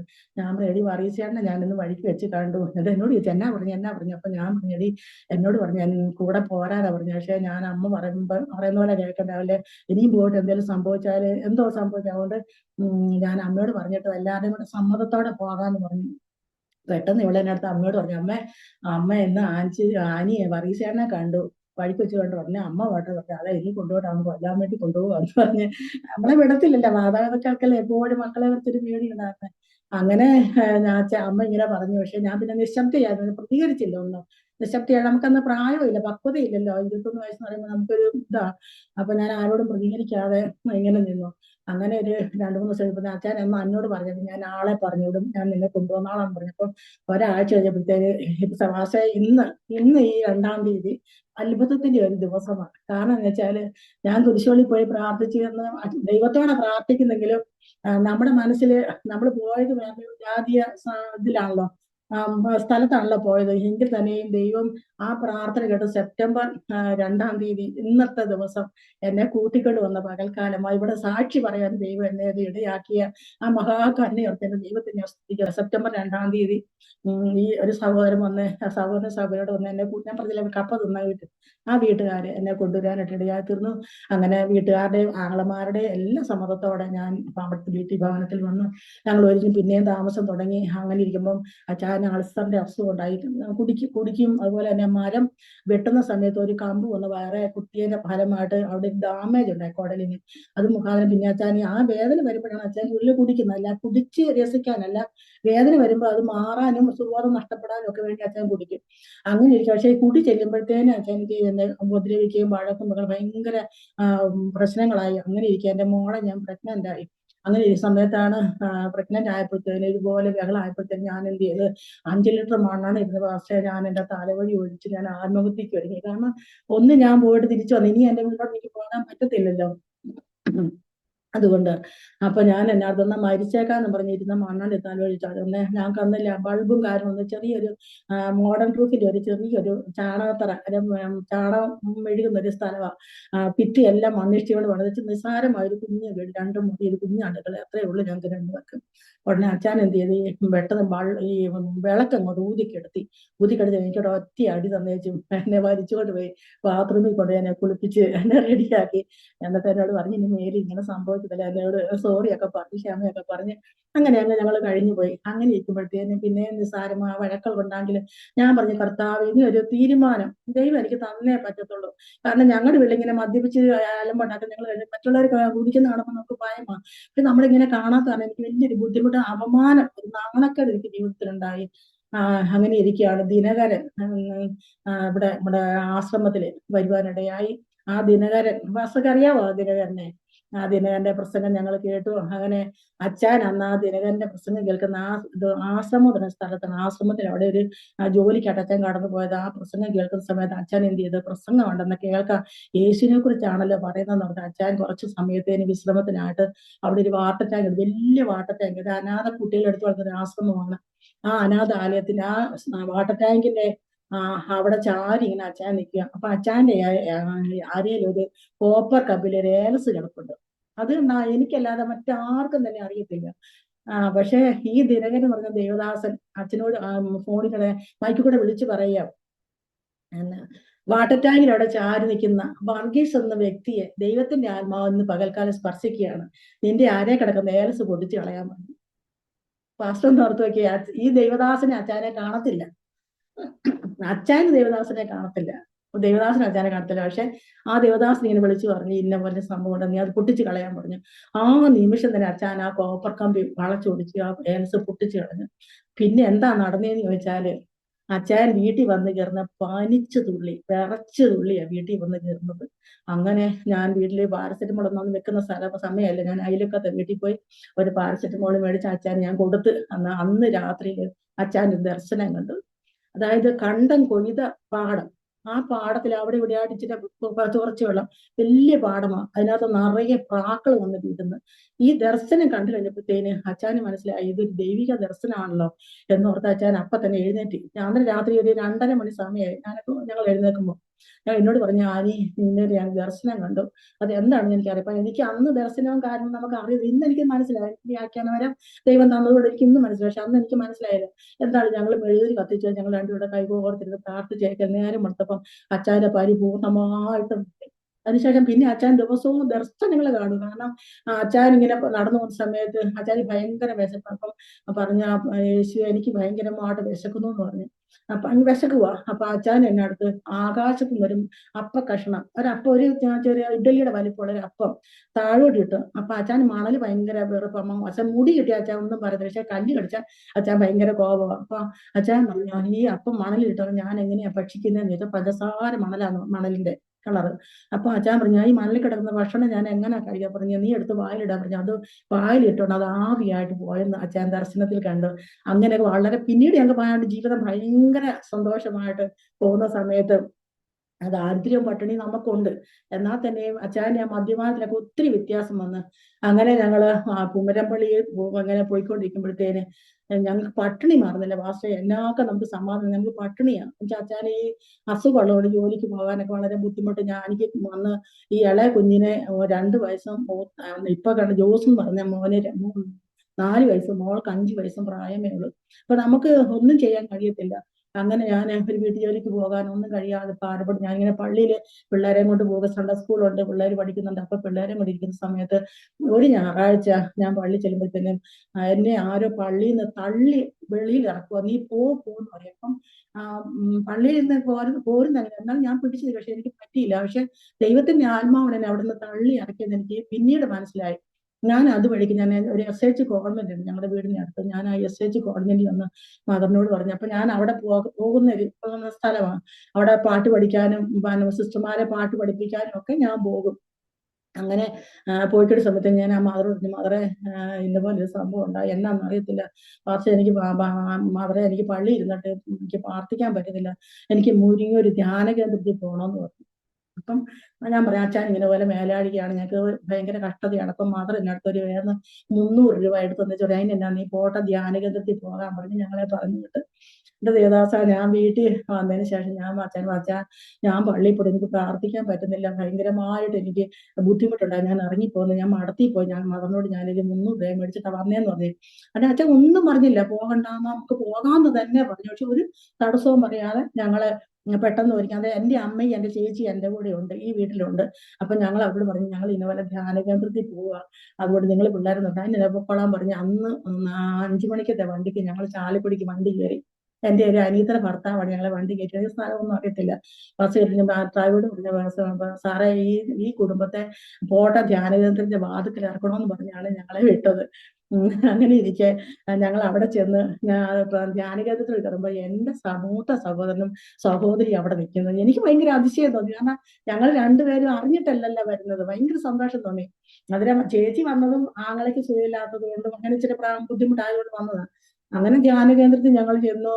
ആദ്യത്തെ ഞായറാഴ്ച തന്നു, തിങ്കൾ ചൊവ്വ ബുധനൊക്കെ ആയതിന് വാസ്തവ എനിക്ക് പ്രാർത്ഥിക്കാൻ പറ്റുന്നില്ല, ഭയങ്കരമായ വിശപ്പ്, ഞാൻ വായിക്കോട്ടെ വിടുന്നു. അങ്ങനെ ബുദ്ധിമുട്ടോടെ ഇരുന്നു. ഞാൻ പറഞ്ഞു, കർത്താവേ ഞാൻ നിന്നെ കാണാൻ വേണ്ടി വന്നതാണ്, എനിക്ക് പ്രാർത്ഥിക്കുവാൻ കഴിയുന്നില്ല, ഞാൻ എന്റെ അപ്പനെ കാണാൻ വന്നത്, എനിക്ക് സമാധാനം തരണം. അങ്ങനെ ഞാൻ കണ്ണുനീരോടെ പ്രാർത്ഥിച്ചു പാസ്റ്ററെ. അങ്ങനെ ബുധനാഴ്ച ആയപ്പോഴത്തേനും എനിക്ക് പിന്നെ ഭയങ്കര വിശപ്പ് നഷ്ടപ്പെട്ടു പോയി. എനിക്ക് ആഹാരം കടവും, എനിക്ക് ഛർദ്ദിക്കാൻ വരുക. അങ്ങനെ ഞാന് ബുധനും വ്യാഴാഴ്ച ഇങ്ങനെ ആയപ്പോഴത്തേക്കും ഞങ്ങൾക്ക് വ്യാഴാഴ്ച അവിടെ ആഹാരമൊന്നും ഞങ്ങളില്ല, പച്ചവെള്ളം മാത്രം കുടിച്ചിട്ട് ഞാൻ ഇരിക്കുക. പക്ഷെ എനിക്ക് അന്ന് ഉപവാസമാണെന്ന് എനിക്ക് അറിയില്ല, പക്ഷെ ഞാൻ വിശപ്പില്ലാത്തതുകൊണ്ട് കഴിക്കാതിരുന്നതാ. അങ്ങനെ ഇരിക്കുന്ന സമയത്താണ് വ്യാഴാഴ്ച അവിടെ എല്ലാ വ്യാഴാഴ്ചയും ഇവിടെ കുംഭസാരമുണ്ട്. അപ്പൊ ഞാൻ എൻ്റെ മനസ്സിൽ പറഞ്ഞു, കർത്താവേ, എന്റെ ചെറുപ്രായം മുതൽ ഈ സമയം വരെയുള്ള എന്റെ കുറവുകളെ അപ്പ എന്നോട് മനഃപൂർവ്വം ക്ഷമിക്കണമെന്ന് ഞാൻ കരയുന്നത്. അവിടെ വെച്ച് തന്നെ ഞാൻ കരഞ്ഞു. അപ്പൊ എനിക്ക് സമയമല്ല, ഭയങ്കര 14,000 പേര് കൂടുതൽ സ്ഥലമാണ്. അപ്പൊ നമുക്കിങ്ങനെ ഓരോ സ്ഥലത്ത് ഇങ്ങനെ സിസ്റ്റർമാർ ഇരിക്കുകയാണ്, അച്ഛന്മാർ ദിവസത്തുണ്ട്. അപ്പൊ എനിക്ക് കിട്ടിയ സിസ്റ്ററാണ് കിട്ടിയത്. അപ്പൊ ഞാനിങ്ങനെ ക്യൂ നിന്ന് പോകുന്ന സമയത്ത് ഞാൻ എന്റെ അബ്ദുൽ അപ്പ എന്റെ കുറവുകൾ നീ ക്ഷമിക്കണം, ഞാൻ ഒരു മഹാപാപിയാണ്, ക്ഷമിക്കണേ എന്നൊക്കെ പറഞ്ഞ് ഇങ്ങനെ പ്രാർത്ഥിക്കും. പക്ഷെ മാനസാന്തരം ഒന്നും എനിക്ക് അറിയത്തില്ലല്ലോ. അപ്പൊ അങ്ങനെയൊക്കെ പറഞ്ഞ് ഞാൻ കരഞ്ഞ് ഞാൻ ഈ സിസ്റ്ററുടെ അടുക്ക ചെന്നു. എന്റെ സമയമായപ്പോൾ സിസ്റ്റർ അടുക്ക ചെന്നു. അപ്പൊ സിസ്റ്റർ എന്നെ ഇരിക്കാൻ പറഞ്ഞ് ഞാൻ എന്റെ തലയെ കൈവച്ച് പ്രാർത്ഥിക്കുന്ന സമയം ഞാൻ ഒന്നും പറയേണ്ട വന്നില്ല. ഞാൻ ഒന്നും പറഞ്ഞില്ല സിസ്റ്ററോട്. എന്റെ തലയെ കൈവച്ച് പ്രാർത്ഥിച്ചു, മോളെ, ഞാൻ ഈ ദൈവിക ശക്തി ഞാൻ വെളിപ്പെടുന്നു പറഞ്ഞു. അപ്പം ആ സമയത്ത് എന്റെ തലയിൽ കൂടെ ഒരു ശക്തി പുറപ്പെട്ടു. പക്ഷെ ഞാനെന്ന് പറയുന്ന വ്യക്തി പറന്നുപോയി. പറന്നെന്ന് പറഞ്ഞാൽ ഞാൻ ഈ ആകാശത്തൂടെ പോകുമ്പോ പൗലോസ് പറഞ്ഞാൽ ഞാൻ സ്വർഗത്തിൽ പോയി, പക്ഷെ ജഡത്തോട് കൂടിയ ആത്മാവിലാണ് പോയെന്ന് അറിയത്തില്ലെന്ന് പൗലോസ് പറയുന്ന പോലെ ഞാനിങ്ങനെ ആകാശത്തോട് പോയി. പക്ഷെ എന്റെ സാരി ഞാൻ തിരിഞ്ഞു നോക്കിയപ്പോ എന്റെ സാരിയുടെ പ്ലീറ്റ്സ് ഇങ്ങനെ കറങ്ങുന്ന എനിക്ക് കാണാം, ഇങ്ങനെ പറക്കുന്നത് എനിക്ക് കാണാം. അങ്ങനെ ഞാൻ സ്വർഗത്തിൽ ചെന്നു. ഞാൻ ഇങ്ങനെ കുനിഞ്ഞിട്ട് നമിച്ച് ഞാൻ നോക്കുമ്പോ യേശുവിനെ കണ്ടു. ഞാൻ വിശ്വസിക്കുക അറിയില്ല, ഞാൻ സ്വർഗത്തിൽ പോയെന്ന് പറഞ്ഞു. ഞാൻ സ്വർഗത്തിൽ പോയി. അവിടുത്തെ അന്തരീക്ഷം പറഞ്ഞ ഭാഷയെ ഹല്ലേലൂയ ഹല്ലേലൂയ ഹല്ലേ, ഈ പാട്ടല്ലാതെ മറ്റൊരു സംഭാഷണം അതിനകത്തില്ല. അവിടുത്തെ അന്തരീക്ഷത്തിന്റെ രുചി എന്ന് പറഞ്ഞാൽ ഭയങ്കര സ്വാദാ. അവിടെ പാചകമോ ഭക്ഷണമോ ഒന്നുമില്ല. അപ്പം ഞാൻ പോയത് എന്തിനാ, മുരിങ്ങൂരും കോട്ടെ പോയത് അച്ചായന്റെ മദ്യപാനം മാറ്റാനും രോഗസൗഖ്യം ഞങ്ങളുടെ കഷ്ടത മാറാനാണ് പോയത്. ഞാൻ അവിടെ ചെന്ന് മുട്ടുകുത്തിട്ട് യേശുവിനോട് ചോദിച്ചത് ഇത്രയാണ്, എന്റെ മോൻ എന്ത് ചെയ്യുന്നു ചോദിച്ചു. 2.5 മാസമുള്ള എന്റെ കുഞ്ഞ് മരിച്ചു പോയില്ലേ. അപ്പൊ ഞാൻ ചോദിച്ചു, എന്റെ കുഞ്ഞ് എന്ത് കഴിഞ്ഞപ്പം പറഞ്ഞ അവൻ എന്റെ കൂടെ ഉണ്ടെന്ന് പറഞ്ഞു. പക്ഷേ ഞാൻ പറഞ്ഞു എന്റെ അപ്പച്ചൻ ഇങ്ങോട്ട് പോന്നിട്ടുണ്ടെന്ന് പറഞ്ഞു. അപ്പൊ അപ്പച്ചനെ വേറൊരു സെക്ഷൻ എന്നെ കാണിച്ചത്, വളരെ ദൂരത്തിൽ അപ്പച്ചൻ നിൽക്കുന്നത്. അപ്പച്ചൻ അന്ന് മരിക്കുമ്പോ റേഷൻ കടയിൽ നിന്നൊക്കെ പണ്ട് കാലത്ത് ഒരു കൈലിയുണ്ട്. നമുക്ക് റേഷൻ മേടിക്കുമ്പോ കൂടെ കിട്ടുന്ന കൈലിയാ. ആ കൈലിയും കൈയില്ലാത്തൊരു ഷർട്ട് കിട്ടും, വെള്ള ഷർട്ട്. അപ്പച്ചൻ മരിക്കുമ്പോ ഇട്ടിരുന്ന അതേ ഡ്രസ്സിൽ എന്റെ അപ്പച്ചനെ ഒറ്റ പല്ല് പോലും വായിലില്ലാതെ എന്റെ അപ്പച്ചൻ എന്നെ നോക്കി ചിരിക്കുന്നത് കാണാനിടയായി തീർന്നു. അതിനുശേഷം പാസ്റ്റേ നടന്നതുണ്ടല്ലോ, ഭൂമിയിൽ ആർക്കും കിട്ടാത്ത ഒരു ദ്രോഹമായി എന്നോട് കർത്താവ് ചെയ്തെന്ന് ഞാൻ പിന്നീട് ചിന്തിക്കാനിടയായി തീർന്നു. കാരണം ഞാൻ അത് ദർശനം കണ്ട് ഞാൻ തിരിച്ചു വന്നത് ഒരു മാനസിക രോഗിയെ പോലെയായി. തിരിച്ച് ഞാൻ വന്ന് ഞാൻ അവിടെ ഇരിക്കുന്ന സമയത്ത് അന്ന് വെള്ളിയാഴ്ച പകൽക്കാലം ഇങ്ങനെ ഇരിക്കുമ്പോൾ ആത്മാവെ പരിശുദ്ധാത്മാവ് എന്നുള്ള പാട്ട് ഇങ്ങനെ പാടുക. ഭയങ്കര കൊയർ അവിടുത്തെ. ആത്മാവെ പരിശുദ്ധാത്മാവ് എന്നുള്ള പാട്ട് പാടി ആരാധിക്കുമ്പോൾ ഞാനിങ്ങനെ കൈയടിച്ച് നൃത്തം വെച്ച് ഇങ്ങനെ ആരാധിക്കുക. യേശുവിന്റെ ചുറ്റിനും ഇങ്ങനെ എന്റെ മനസ്സിൽ, യേശുവിനെ നേരിട്ടല്ല, യേശു എന്റെ മനസ്സിൽ ഞാൻ കണ്ടുപിടി ഇങ്ങനെ നൃത്തം വെച്ച് ഞാൻ ആരാധിക്കുന്ന സമയത്ത് യേശു എന്റെ അടുക്കിലേക്ക് ഇങ്ങനെ നടന്നു വന്നിട്ട് എന്റെ മുഖത്തേക്ക് ശ്വാസം ഊതിയിട്ട് ഞാൻ പെട്ടെന്ന് ഇങ്ങനെ ഭയങ്കര ശ്വാസം മുട്ടുള്ള ആള് ഞാൻ. പക്ഷെ ഉള്ളിലേക്ക് ഇങ്ങനെ വലിച്ച് ഞാൻ എടുത്തിട്ട് ഇങ്ങനെ പറഞ്ഞു, അപ്പാ പിതാവേ, നീ ആരൊന്നും എന്നോട് ക്ഷമിക്കണം പറഞ്ഞു. ഞാൻ ആ പാത ഇടയാക്കി വീണ ഉടനെ ഈ അടുത്തിരിക്കുന്നവരെല്ലാം ഓർത്ത് എനിക്ക് ചുഴലിയുടെ അസുഖമാണെന്ന് ഓർത്ത് വെള്ളം പിടിച്ച് തരുന്നു, ഡോക്ടറെ പോയി വിളിക്കുന്നു, ഭയങ്കര ബഹളമായി. പക്ഷെ എനിക്ക് മനസ്സിലായി എന്റെ യേശുവാണ് എൻ്റെ അടുക്ക വന്നെന്ന് എനിക്ക് മനസ്സിലായി. ഇവർക്ക് അറിയത്തില്ലല്ലോ എന്താ സംഭവിച്ചതെന്ന്. അങ്ങനെ ഞാന് ഭയങ്കരമായിട്ട് ഞാൻ കരയ സമയത്ത് എന്റെ പുറത്ത് ഒരു കരം തൊട്ട്, വലിയൊരു കരം തൊട്ട്. ഞാൻ പിന്നെ ചിരിച്ച് ഞാൻ ഈ കസേര ഇരുന്നു. ആ കസേര ഇരുന്നതിന് ശേഷം എനിക്ക് നോക്കുമ്പോൾ മേളില് മഴ പെയ്യാനുള്ള ഒരു സാഹചര്യം ഇല്ല പക്ഷേ ആ മഴ പെയ്യാത്ത എടുത്ത് എന്റെ ദേഹത്തേക്ക് മഴത്തുള്ളികൾ പോലെ വെള്ളം വന്ന് വീണ് എന്റെ ദേഹം മൊത്തം കുളിരി പോയി. എനിക്ക് അവിടുന്ന് ഞാൻ ഇറങ്ങുന്ന സമയത്ത് മണി 4 ആയപ്പോഴത്തേനും ഞാനിങ്ങനെ കാപ്പി കുടിക്കാൻ വേണ്ടി പോകുന്ന സമയമാണ്. അപ്പം ഒരു സിസ്റ്റർ എന്നെ കണ്ടിട്ട് പറഞ്ഞു, മോളെ, എന്റെ കയ്യെ പെട്ട്. അപ്പം കയ്യെ പിടിച്ചു. അപ്പൊ ക്യൂ നിൽക്കുക, കാപ്പി കുടിക്കാനൊക്കെ ഭയങ്കര ക്യൂവാ. നിൽക്കുന്ന സമയത്ത് എന്നോട് പറഞ്ഞു, മോളെ, പ്രാർത്ഥന ഞാൻ നിന്നെയാ കണ്ടത്, എന്റെ രോഗ സൗഖ്യമായെന്ന് പറഞ്ഞു. അപ്പൊ ഞാൻ ചോദിച്ചു, സിസ്റ്റർ ബ്ലീഡിങ് ആയിരുന്നു ജാതയെന്ന് പറഞ്ഞു. അപ്പൊ സിസ്റ്റർ എന്നെ കൊണ്ടുപോയി ഒരു ബൈബിളൊക്കെ മേടിച്ചിടാൻ വേണ്ടി എന്നെ കൊണ്ടുപോയപ്പം ഞാൻ പറഞ്ഞു, എനിക്ക് വേണ്ട സിസ്റ്റർ, എനിക്കൊന്നും ആവശ്യമില്ല, എന്റെ വീട്ടിൽ അതെല്ലാം ഉണ്ടെന്ന് പറഞ്ഞു. അങ്ങനെ ഞാൻ പോകുന്ന സമയത്താണ് ഒരു ക്യാൻസർ രോഗി എന്റെ കൈ മുഖാന്തരം സൗഖ്യമാവേണ്ടതായി തീർന്നു. പക്ഷെ അന്ന് എനിക്ക് എന്താ എങ്ങനെയാ ചെയ്യുന്നത്, എന്താ സംഭവിക്കുന്നതെന്ന് എനിക്ക് അന്ന് അറിയത്തില്ല. ഇത് ചെയ്ത ഉടനെ ഇപ്പൊ ഒരു അപ്പച്ചന്റെ ഗിരിയെല്ലാം ഇങ്ങനെ ക്യാൻസർ വന്ന് പല്ലൊന്നും എല്ലാം പോയി. അതെല്ലാം ഞാനിങ്ങനെ തൂത്തൂട് ഇങ്ങനെ തുടയ്ക്കുമ്പോഴത്തേക്കും നമുക്ക് കാണാം തൊലി വന്ന് കൂടുന്ന ഒരു അനുഭവം എന്റെ കയ്യിൽ കൂടെ ഞാൻ കണ്ടു. അപ്പം മക്കള് 3 പേരും കാടാമുട്ടന്മാര് മക്കളുണ്ട്. അവര് കൊച്ചിയിൽ നിന്ന് വന്നതാ. അപ്പൊ ഈ മക്കൾ ചോദിക്കുക ഈ പെമ്പറന്നൊക്കെ എന്തായി കാണിക്കുന്നതെന്ന് ഇങ്ങനെ ചോദിക്കുക. അപ്പൊ അപ്പച്ചൻ പറഞ്ഞു ഒന്നും പറയണ്ട, എനിക്ക് സുഖമുണ്ടെന്ന് പറഞ്ഞു. അപ്പൊ ഇങ്ങനെ പറയാ സുഖമുണ്ടെന്ന്. ഉടനെ പെട്ടെന്ന് ഡോക്ടർ അവിടെ എല്ലാം ബ്ലഡ് ആയി.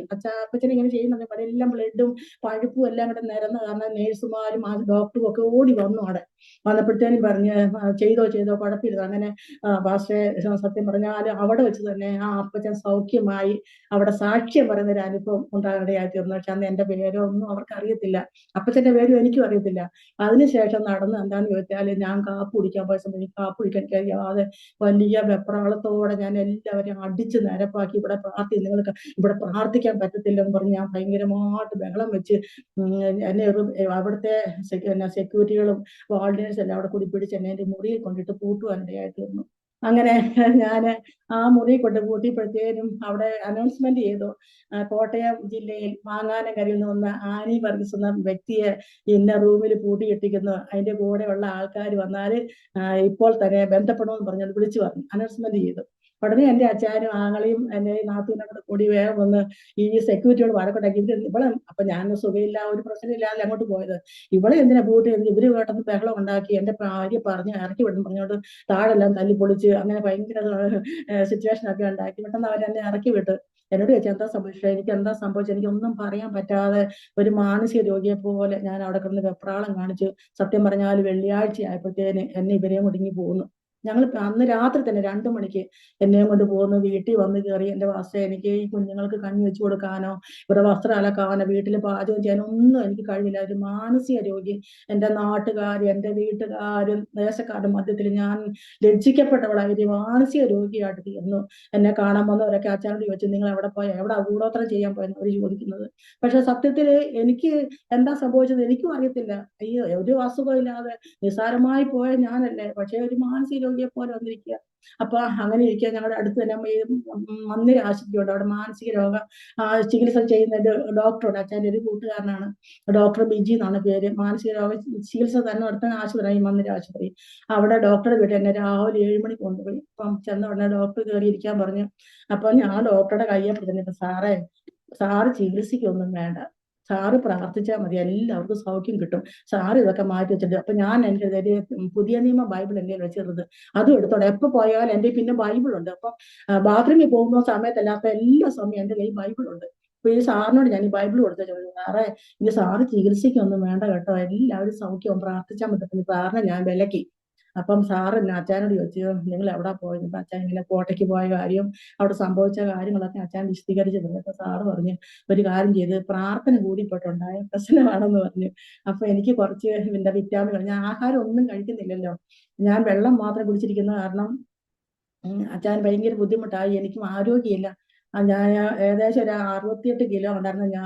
എനിക്ക് തോന്നുന്നു ഒരു 35 കിലോയോളം ഞാൻ മെലിഞ്ഞു പോയി, കണ്ടമാനം ഞാൻ മെലിഞ്ഞു, എന്റെ മുഖം എല്ലാം ഇരുണ്ടു പോയി, സൂക്ഷിച്ചൊരു വ്യക്തിയായിരുന്നു. അങ്ങനെ ഡോക്ടർ എന്ത് ചെയ്തു, ഡോക്ടർ ഗുളികയും ഉറക്ക ഗുളികയും എല്ലാം കൊടുത്ത് ഇങ്ങോട്ട് വിട്ടു. ഞാനിവിടെ വന്ന് എനിക്ക് രാത്രി ഉറക്ക ഗുളിക വരുമ്പോൾ ഞാൻ തുപ്പിക്കളയും.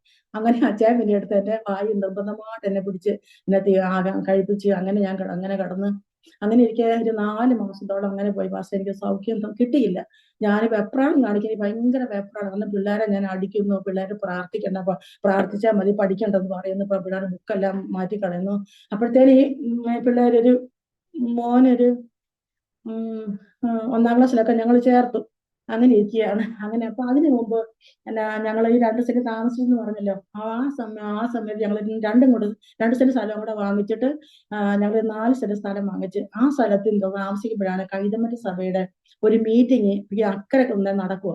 അപ്പൊ അവിടെ നടക്കുമ്പോഴത്തേനും പാസ്റ്റർമാർ നല്ല പാട്ടും നല്ല പ്രസംഗവും, നമ്മളെ കത്തോലിക്കലാകുമ്പോൾ അവിടെ പാട്ടും പ്രാർത്ഥനയ്ക്കുണ്ടെന്ന് പറഞ്ഞാല് പ്രസംഗം അവിടെ ഇല്ല. നമുക്ക് പ്രസംഗമാണ് അത്യാവശ്യം, പക്ഷെ അവിടെ ദൂതുകളൊന്നും പറയുന്നില്ല. അപ്പൊ അവിടെ 3-ാം ദിവസം PA ചാക്കോ എന്ന് പറയുന്ന ദേവദാസൻ അവിടെ പ്രാർത്ഥിക്കുക ലാസ്റ്റ് ദിവസം. അപ്പൊ ബാസ് ഇങ്ങനെ പറഞ്ഞു, ഈ യേശുവിനെ സ്വന്തം രക്ഷിതമായി സ്വീകരിക്കാൻ ആർക്കും താല്പര്യമുണ്ടെങ്കിൽ സ്റ്റേജോട് ഒന്ന് ഞങ്ങൾ അവർക്ക് വേണ്ടി പ്രാർത്ഥിക്കാമെന്ന് പറഞ്ഞു. അപ്പൊ ഞങ്ങളുടെ വീട്ടിൽ ഇരുന്ന് ഈ കുഞ്ഞുങ്ങളെല്ലാം ഉറക്കി കിടത്തിച്ച് ഞങ്ങൾ ഇരുന്ന് കേൾക്കുമല്ലേ, അപ്പം ഞങ്ങൾക്ക് പോകാനും പറ്റുന്നില്ല. അപ്പം പിന്നെ പാസ്റ്റർ പറയുന്നു, യേശുവിനെ നിങ്ങൾക്ക് ആർക്കെങ്കിലും ആവശ്യമുണ്ടെങ്കിൽ അവിടെ നിൽക്കുന്നിടത്തൊന്ന് കൈ ഉയർത്താൻ പറഞ്ഞു. എന്റെ ദേവദാസ ഞാനും എന്റെ പ്രിയപ്പെട്ടവരും കൂടെ പെട്ടെന്ന് ആ മണലില് മുറ്റത്ത് രാത്രി 9 മണി സമയത്ത് ഞങ്ങൾ മുറ്റത്ത് മുട്ടുകുത്തിയിട്ട് ഞങ്ങൾ കൈ ഉയർത്തി സ്വന്തം യേശുവിനെ സ്വന്തം രക്ഷിതമായി ശരിപ്പാനിടയായി തീർന്നു. എന്റെ ലോകത്ത് ആരും കണ്ടില്ല, ഇത് ഈ പറയുന്ന സാക്ഷ്യങ്ങൾ ഞങ്ങളുടെ സഭയിൽ ആർക്കും അറിയത്തില്ല. പക്ഷെ നമുക്ക് സമയമില്ല കേട്ടോ, അതുകൊണ്ടാണ് പറയാൻ പറ്റാത്തത്. പക്ഷെ ഈ സാക്ഷ്യം ദേവദാസ അത് ദൈവം തന്റെ ജീവന്റെ പുസ്തകത്തിൽ പേരെഴുതാൻ സ്തോത്രം. അത് കഴിഞ്ഞ് ഞങ്ങള് പിന്നെ ഞങ്ങൾക്ക് പിന്നെ ഭയങ്കര സന്തോഷമായി. പിന്നെ അങ്ങനെ ഞങ്ങൾ കുടുംബത്തിൽ നയിക്കുമ്പോഴത്തേക്ക് ഞങ്ങളുടെ പാസ്റ്റർമാരെല്ലാം വരും, സാക്ഷ്യം പറയാനും ഒക്കെ വരും. ഞങ്ങളുടെ സഭ എടുത്ത് ഞങ്ങൾക്ക് ബന്ധുക്കൂടാൻ ഇഷ്ടമില്ലാത്തതുകൊണ്ട് ഞങ്ങൾ അവിടെ കൂടെ പോയില്ല. അങ്ങനെ ഇരിക്കുമ്പോഴാണ് എനിക്ക് പിന്നീടാണ് ഈ മേലാഴികയൊക്കെ ഉണ്ടായത്. അങ്ങനെ ഇരിക്കുന്ന സമയത്താണ് അച്ചായന് സ്തോത്രം ഒന്നിച്ചിരി മരിച്ചേക്കാം എന്നുള്ള രീതിയിൽ അച്ചായൻ ചിന്തിച്ചു. കാരണം എനിക്ക് അസുഖം ഭേദമാകുന്നില്ല. ഞങ്ങളുടെ മേശക്കാരുടെ മധ്യ പാസ്റ്ററെ ഞങ്ങള് ലജ്ജിക്കപ്പെട്ടവരാത്ത ഞങ്ങളുടെ കുടുംബക്കാര്, എന്റെ അമ്മ പോലും എന്നെ നിർത്തിട്ടുണ്ട്. എന്റെ അമ്മ പോലും എന്നെ കാണാൻ വന്നിട്ടില്ല. സഹോദരങ്ങൾ വരിക, കാരണം എനിക്ക് രോഗമല്ല, അപ്പം അവരെ കെട്ടിക്കാനുണ്ട്, അപ്പം എനിക്ക് രോഗമാണെന്ന് അറിഞ്ഞാൽ വിവാഹം നടക്കത്തില്ല. അങ്ങനെ ഞങ്ങൾ ഭാരപ്പെട്ടിരിക്കുന്ന സമയത്ത് അച്ഛൻ എന്നടുത്ത് അന്നാ മരിച്ചേക്കാന്ന് ഓർത്ത് അച്ഛൻ SH ഗവൺമെന്റിന് അച്ഛൻ പോയി. ചെന്നിട്ട് അവിടെ നിന്നല്ലേ ഞങ്ങളെ പറഞ്ഞു വിട്ടത്. SH ചെന്നേച്ച് പറഞ്ഞ് അച്ഛനോട് കയറിയിരിക്കാൻ പറഞ്ഞു. കയറി ഇരുന്നപ്പോഴത്തേന് പറഞ്ഞു, അമ്മ എന്റെ ഭാര്യ എന്നെ പോലെ ഇവിടുന്നാണ് പൈസ തന്ന് ഞങ്ങൾ പോട്ട ധ്യാന കേന്ദ്രത്തിൽ പോയത്. അവൾ വന്നപ്പോൾ തുടങ്ങി ഞങ്ങൾക്ക് മാനസികമായിട്ടുള്ള പ്രശ്നങ്ങളാണ്, ഞങ്ങൾക്ക് ഒരു തരത്തിൽ മുൻപോട്ട് പോകാൻ പറ്റുന്നതുകൊണ്ട് അമ്മ എന്നാ ചെയ്യണം. ഇപ്പം ഉടനെ മദർ പറഞ്ഞു, ഒരു കാര്യം ചെയ്യുക വർഗീസ്, തൊടുപുഴ മാനസികാരോഗ്യ കേന്ദ്രമുണ്ട്, ഞങ്ങളുടേതാണ്. അവിടെ നമുക്ക് ആനിയെ കൊണ്ട് അവിടെ ആക്കിയിട്ട് 3 കുഞ്ഞുങ്ങളെ ഞങ്ങൾ പാല ഓർഫനേജ് കൊണ്ടുവന്നാക്കാം, വർഗീസും അല്ല ജോലി ചെയ്ത് ജീവിച്ചോളാൻ പറഞ്ഞു. പെട്ടെന്ന് അച്ഛൻ മനസ്സിലാക്കി, എന്റെ ഭാര്യയെ മാനസികാരോഗ്യ കേന്ദ്രത്തിൽ കൊണ്ടുവന്നാക്കി എന്റെ കുഞ്ഞുങ്ങളെ അനാഥാലയത്തിൽ കൊണ്ടുപോയി ആക്കിയിട്ട് എന്തിനാ ഞാൻ ജീവിക്കുന്നത് എന്നോർത്ത് ആ മനുഷ്യൻ നടന്ന് തിരിച്ചു വന്നേച്ചു. ഒന്നും മറുപടി പറഞ്ഞില്ല. തിരിച്ചു വന്ന് ഇവിടെ താഴെ ഒരു കൊക്കോ തോട്ടമുണ്ട്, ഒരു കളരിക്കക്കാരെന്ന് പറഞ്ഞാൽ അവരുടെ വലിയൊരു തോട്ടമാണ്, തെങ്ങും ഒക്കെയുള്ള തോട്ടം. ആ കൊക്കോ തോട്ടത്തിൽ അച്ഛൻ ഒരുപാട് കരഞ്ഞു. പക്ഷെ ഇതൊന്നും എനിക്കറിയത്തില്ല, എനിക്ക് സുബോധമില്ലല്ലോ. എന്റെ അമ്മയും ചേച്ചി എന്റെ ഇവിടെ ഉണ്ട്. പക്ഷെ അങ്ങനെ ഇരിക്കുമ്പോൾ അച്ഛനെ തോട്ടത്തിൽ നിന്ന് ഒരുപാട് കരഞ്ഞിട്ട് ഇങ്ങനെ പറഞ്ഞു, അപ്പ ഞാൻ അങ്ങോട്ട് വരുക, എന്റെ ഭാര്യയും എന്റെ കുഞ്ഞുങ്ങളെയായിട്ട് ഞങ്ങൾ അങ്ങോട്ട് വരുവാന്ന് പറഞ്ഞ് തീരുമാനിച്ചുറച്ച് ഇവിടെ വരും. അപ്പൊ ഇവിടെ ഞങ്ങൾക്ക് ശകലം പച്ചക്കറിയുണ്ട്, പിന്നെ പടവലം, പാവല്, ചീര, മുളക് ഒക്കെ നല്ല കൃഷിക്കാരൻ എന്റെ അച്ഛന്. അങ്ങനെ ആയിരിക്കുമ്പോഴത്തേന് ഈ പച്ചക്കറിക്ക് അടിക്കാൻ വേണ്ടി മുന്നിയൊക്കെ ധാരാളം ഉണ്ടല്ലോ, അന്ന് അടിക്കാൻ വേണ്ടി മേടിച്ചിരുന്ന കുറച്ച് വിഷം, ഒരു കുപ്പി വിഷം ഇരിപ്പുണ്ട്. അപ്പം കുഞ്ഞുങ്ങളെ ആദ്യം കൊല്ലുക, രണ്ടാമത് എനിക്കും തരിക. അവരും മരിച്ച് ഞാനും മരിച്ചതിന് ശേഷം അച്ചായനും വിഷം കുടിച്ച് മരിക്കുക എന്ന് പറഞ്ഞ് തീരുമാനിച്ച് ഉറപ്പിച്ച് വീട്ടിൽ കയറി വരുമ്പം പാസ്റ്ററെ ദൈവത്തിന്റെ കരുണയാല് ഞാൻ ഒരു ഗ്ലാസ് കാപ്പി തിളപ്പിച്ച് എന്റെ പ്രിയപ്പെട്ടവന് കൊടുത്തിട്ട് ചോദിച്ചു, നിങ്ങൾ ഇത്ര നേരം എവിടെയായിരുന്നു? എന്റെ ദൈവം എനിക്ക് അന്ന് ഒരു മരുന്നും കൂടാതെ പൂർണ്ണമായ സൗഖ്യം എന്റെ അപ്പൻ എനിക്ക് തരുവാനിടയായി തീർന്നു. സ്തോത്രം. അന്ന് എനിക്ക് സൗഖ്യമായിരുന്നെങ്കിൽ പാസ്റ്ററെ ഞങ്ങൾ ഇന്ന് ഈ സമയം ഈ ഭൂമിയുടെ പോക്ക് എന്റെ മക്കളും എന്റെ പ്രിയപ്പെട്ടവനും ഇല്ല. സ്തോത്രം. ദൈവം എനിക്ക് സൗഖ്യം തന്ന ദൈവത്തെ ഈ സമയവും ഞാൻ എന്റെ സ്തുതിക്കുകയാണ്, സ്തോത്രം ചെയ്യുന്നു. അതിനുശേഷം പാസ്റ്ററെ പിന്നെ എനിക്ക് ഭയങ്കര സന്തോഷമായി, എനിക്ക് സമാധാനം ഉണ്ടല്ലോ. പക്ഷെ അപ്പൊ ഞാൻ എന്ത് ചെയ്യും? ഞാൻ ബൈബിൾ എടുത്ത് എന്നും ഞാൻ വായിക്കും. എനിക്ക് എന്താ സംഭവിച്ചത്? ഞാൻ മുരിങ്ങൂർക്ക് പോയത് പ്രാർത്ഥിക്കാനും എന്റെ വിടുതലിന് വേണ്ടിയാണല്ലോ പോയതെന്നാ എന്തുകൊണ്ടാണ് ഇങ്ങനെ വന്നതെന്ന് ഞാൻ ഇങ്ങനെ ബൈബിളിൽ ഞാൻ പരിശോധിക്കാൻ തുടങ്ങി. അപ്പം അങ്ങനെ വരുമ്പോൾ ദാനിയേൽ പ്രവാചകന്റെ പുസ്തകം 10ാം അധ്യായത്തിൽ ഇങ്ങനെ പറയുന്നു, ദാനിയേൽ പ്രവാചകൻ വെളിപ്പാടുകളുടെ ആദ്യത്തെ കുറെ ദിവസം ദീനമായി കിടന്നു. ബൈബിളിലെ വാക്യം. സ്തോത്രം. അവന്റെ മുഖം ഇരുണ്ടുപോയി. പക്ഷെ ഞാൻ വെളുത്ത ഒരു സഹോദരിയായിരുന്നു, പക്ഷെ എന്റെ മുഖമൊക്കെ കറുത്ത് ഇരുണ്ട് മെലിഞ്ഞ് ക്ഷീണിതയായി തീർന്നു. സ്തോത്രം. അങ്ങനെ വചനം ഇടപെട്ടു. പിന്നെ ഞാൻ വായിക്കുമ്പോൾ ഞാൻ അബ്ബാ പിതാവേ എന്ന് വിളിച്ച് കരഞ്ഞല്ലോ മുരിങ്ങൂരി വെച്ച്. അത് ഇവിടാന്ന് ഞാൻ തപ്പി വരുമ്പോഴത്തേക്കിനും ഗലാത്യ ലേഖനത്തില് എനിക്ക് ദൈവം വെളിപ്പെടുത്തുന്നത്. ഗലാത്യ ലേഖനം പറയുന്നു, അബ്ബാ പിതാവേ എന്നുള്ള പുത്രത്തിന്റെ ആത്മാവിനെ ഞാൻ നിങ്ങളുടെ ഹൃദയങ്ങളിലേക്ക് അയച്ചിരിക്കുന്നു. സ്തോത്രം. അപ്പം അവിടെ വെച്ച് നടന്ന യേശു എൻ്റെ മുഖത്ത് ശ്വാസം ഊതിയല്ലോ. അപ്പൊ എനിക്ക് തന്നത് പരിശുദ്ധാത്മാവിനെ തന്നത്, എന്റെ മുഖത്തേക്ക് ശ്വാസം ഊതി ആത്മാവിനെ കൈക്കൊള്ളുന്ന ശിഷ്യന്മാർ പറയുന്ന പോലെ ആ ശ്വാസം എനിക്ക് ഊതി തന്നത് പരിശുദ്ധാത്മാവിനെയായിരുന്നു. പക്ഷെ ഞാൻ ഈ പ്രാർത്ഥന കൂടി പോയിട്ടാണ് എനിക്ക് അസുഖങ്ങളെല്ലാം ഉണ്ടായത്. അങ്ങനെ ഞാൻ ബൈബിളിൽ ഞാൻ വാക്യം കണ്ടുപിടിച്ച് നീ ഭയങ്കര സന്തോഷമായി. പിന്നെ പിന്നെ പിള്ളേർ അങ്ങനെ പോയി 2 വർഷമായി. കുഞ്ഞുങ്ങളെ ഇളയ കൊച്ചി 2ാം ക്ലാസ്സിലും അതിന്റെ മൂത്ത മോൻ 4ലും മോള് 5ലും അങ്ങനെ പഠിക്കുന്ന സമയത്ത് ഇവരെ ഓരോ വയസ്സിന്റെ ഇളപ്പമാണ്. മോൻ മാത്രം 2 വയസ്സിന്റെ ഇളപ്പം. അങ്ങനെ ഞങ്ങൾ സ്കൂളിലൊക്കെ പിള്ളേരെ കൊണ്ടു. അപ്പൊ ലോകം എന്നെ കാണുന്ന ഒരു മാനസിക രോഗിയായിട്ടാണ് കാണുന്നതെങ്കിലും ഞാൻ സ്കൂളിൽ പിള്ളേരെ കൊണ്ടുപോകുന്ന സമയത്ത് എനിക്ക് വലിയൊരു സന്തോഷം അവിടെ ഉണ്ടായ ഒരു മാനസിക രോഗി ഞങ്ങളുടെ സ്കൂളിന്റെ പിള്ളേർ പഠിക്കുന്ന സ്കൂളിന്റെ ഓഫീസറിന്റെ വാതിക്കല് ഒരു നഗ്നനായി നിന്നുകൊണ്ട് 24 വയസ്സ് പ്രായമുള്ള യൗവനക്കാരൻ, അദ്ദേഹം നഗ്നനായി നിന്നുകൊണ്ട് അവിടെ എല്ലാം വെളിക്കിറങ്ങി അങ്ങനെ ഇരിക്കുന്ന സമയത്ത് ഈ മനുഷ്യന്മാർ അവിടെ വിളിക്കിറങ്ങി നാശമാക്കി വെച്ചപ്പം ഞങ്ങൾ 100-300 ആൾക്കാർ, കുഞ്ഞുങ്ങളും പേരൻസും എല്ലാം ഉണ്ട്. അങ്ങനെ ഇരിക്കുമ്പോഴത്തേന് ഇത് ആര് ചെയ്യുമ്പോൾ ഞങ്ങളുടെ ഹെഡ് മാസ്റ്റർ എന്ത് ചെയ്തു എന്ന് ചോദിച്ചാല്, ഈ വലിയൊരു പത്തല് വെട്ടിക്കൊണ്ടുവന്ന് ഈ മനുഷ്യനെ കണ്ടമാനം തല്ലുവാനിടയായി. എനിക്കത് കണ്ടപ്പോ എന്റെ ചങ്ങിന് ഭയങ്കര പാറ് തോന്നി. എന്നോട് ആരോ പറയുക, നിന്റെ സഹോദരനാണ് നിൽക്കുന്നത്, നിന്റെ സഹോദരനാണ് ഇങ്ങനെ എന്നോട് ആരോ പറയുക. അപ്പോഴത്തേന് ഞാൻ എന്തെടുത്ത്, എന്റെ എളിയിരുന്ന എന്റെ ഇളയ മോനെ ഞാൻ എടുത്ത് ഒരാളുടെ കയ്യിൽ കൊടുത്തേച്ച് ഞാൻ അവിടെ ചെന്നിട്ട്, അപ്പൊ ഞാൻ കുറെ ദൂരെ മാറി, പിള്ളേരൊക്കെ കരയുമല്ലോ, ഞാൻ ദൂരെ മാറിയാ നിൽക്കുന്നത്. ആ സമയത്ത് ഞാൻ ഓടി ചെന്നിട്ട് സാറിനോട്, സാറേ ഈ മനുഷ്യനെ വഴിയിലോട്ട് ഇറക്കി വിട്ടേര്, ഞാൻ ഇതെല്ലാം ചെയ്തോളാം എന്ന് പറഞ്ഞ് ആ മനുഷ്യനെ വെളിയിലോട്ട് ഇറക്കി വിട്ടേച്ച് ഞാൻ സാറിന് പത്തല് പഠിച്ചാൽ ദൂരെ കളഞ്ഞ് എനിക്ക് ദേഷ്യം വന്നിട്ട്, എന്നിട്ട് ഞാൻ അവിടെ ആ മലം എല്ലാം കോരി കളഞ്ഞ് അവിടെ എല്ലാം ക്ലീൻ ആക്കി. വളരെ ഒരു അനുഗ്രഹം എനിക്ക് അവിടെ ഉണ്ട്. അതിനുശേഷം അവിടെ സ്കൂളിൽ ഒരു യൂണിഫോം കൊടുക്കുക, ഒരു കുട കൊടുക്കുകയൊക്കെ ചെയ്താൽ അതിന്റെ എല്ലാം വീതം ടീച്ചേഴ്സ് എനിക്ക് തരുമായിരുന്നു. അപ്പൊ ടീച്ചർമാർക്ക് മനസ്സിലായി ആനിയിൽ ദൈവകൃപയുണ്ടെന്ന് അവർക്ക് മനസ്സിലായി. അങ്ങനെ അവര് പലപ്പോഴും എന്നെ അവിടെ വിളിച്ച് പ്രാർത്ഥിക്കാൻ, ടീച്ചേഴ്സ് എന്നെ വിളിച്ച് പ്രാർത്ഥിക്കും, പല സഹോദരിമാരും എന്നെ വിളിച്ച് പ്രാർത്ഥിപ്പിക്കും. അങ്ങനെ ഇരിക്കെ എനിക്ക് ഈ അസുഖം ഭേദമായെങ്കിലും എന്നെ എവിടെ പോണം, എങ്ങനെ പോകണം ഒന്നും എനിക്ക് അറിയാൻ പാടില്ല. അങ്ങനെ ഇരിക്കുന്ന സമയത്താണ് ഞാൻ ഒരു ദിവസം എന്നെ അടുത്ത് ട്രാക്റ്റും ഒക്കെ ആയിട്ട് ഇങ്ങനെ പോവുക. അങ്ങനെ പോയി ഞാനൊരു കോൺവെന്റ് ചെന്ന്, സബീന കോൺവെന്റ്, അവിടെ ചെന്ന് കയറി. അന്നേരം ഞാൻ പള്ളിയിലാണ് നിൽക്കുന്നെങ്കിലും ഞാൻ പക്ഷേ ഒരു പൊട്ട് തൊടാതെ ഞാൻ പള്ളിയിൽ പോകത്തില്ല. എനിക്ക് അന്ന് പപ്പു വെച്ച കയ്യും കളറുള്ള ഡ്രസ്സ്, മജന്തായും വയലറ്റും ഒക്കെ എന്റെ ഭയങ്കര ഫേവററ്റ് കളറുകളാ. അങ്ങനെ ഞാൻ പള്ളി ചെല്ലുമ്പം പള്ളി പോയിക്കൊണ്ടിരുന്നത്. അപ്പം പിന്നെ ഇതിന് ശേഷം ഞാൻ വെള്ള ഡ്രസ്സാക്കി, ചോളി ബ്ലൗസാക്കി, കളർ കുറഞ്ഞ ഡ്രസ്സൊക്കെ ധരിക്കാതെ കമ്മല് മാലയെല്ലാം ഊരി ഞാൻ പള്ളി ചെന്നപ്പോ അച്ഛൻ എന്നോട് ചോദിച്ചു, നീ എന്നാടി പെന്തക്കോസ്തുകാരെ പോലെ നടക്കുന്നതെന്ന് ചോദിച്ചു. സ്തോത്രം.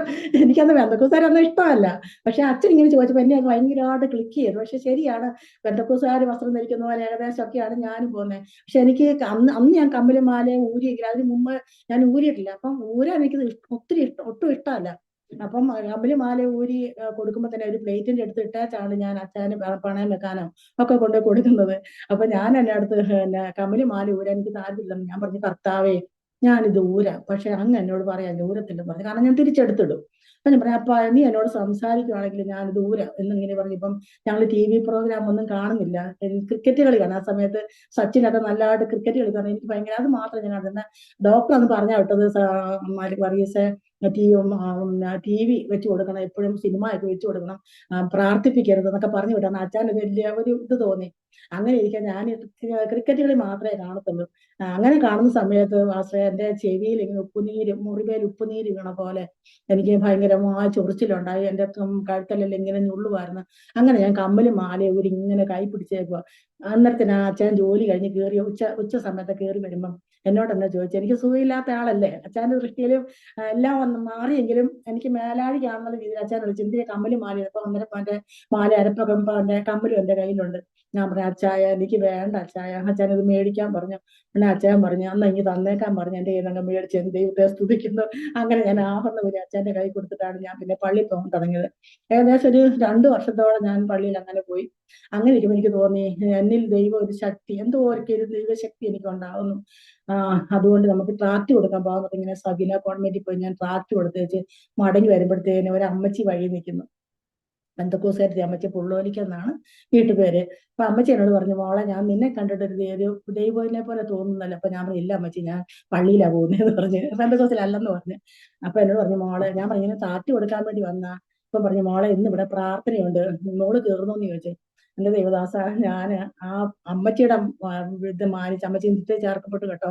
ഒരു 2 മാസം ഞാനുള്ള അമ്മച്ചി മരിച്ചിട്ട് അമ്മച്ചിയുടെ വീട്ടിലന്ന് ഞാൻ ആദ്യമായിട്ട് ഞാൻ പെന്തക്കോസ്തിന്റെ പ്രാർത്ഥനയിൽ പങ്കെടുക്കുന്ന ആ വീട്ടില് ഞാൻ കയറി ചെല്ലുമ്പോ 2-3 പേരേ ഉള്ളു. പക്ഷെ ഞാൻ കയറി ചെന്ന് ഒരു 10 മിനിറ്റ് കഴിഞ്ഞ് പാണ്ഡ്ര പേര നിറച്ചാളെ വന്നതുമ്പോഴും ഞങ്ങളുടെ ദേശക്കാര്, എനിക്ക് ഇറങ്ങിപ്പോരാവോ, അതും മേല ഇരിക്കാതിരിക്കാൻ പറ്റാവോ, അതും മേലാത്ത രീതിയിൽ ഞാൻ രണ്ടും കളിപ്പിച്ച് അവിടെ തന്നെ ഇരുന്നു. എന്താണേലും അന്നേരം ഇവരെല്ലാം കൂടെ, അയ്യോ ആനി എന്നാ ഉണ്ട്, വിശേഷം സുഖമാണോ, ആനി എങ്ങനെ ഇവിടെ വന്നതൊക്കെ വെച്ച് ഭയങ്കര സന്തോഷത്തോടെ അവരെന്നെ സ്വീകരിച്ചു.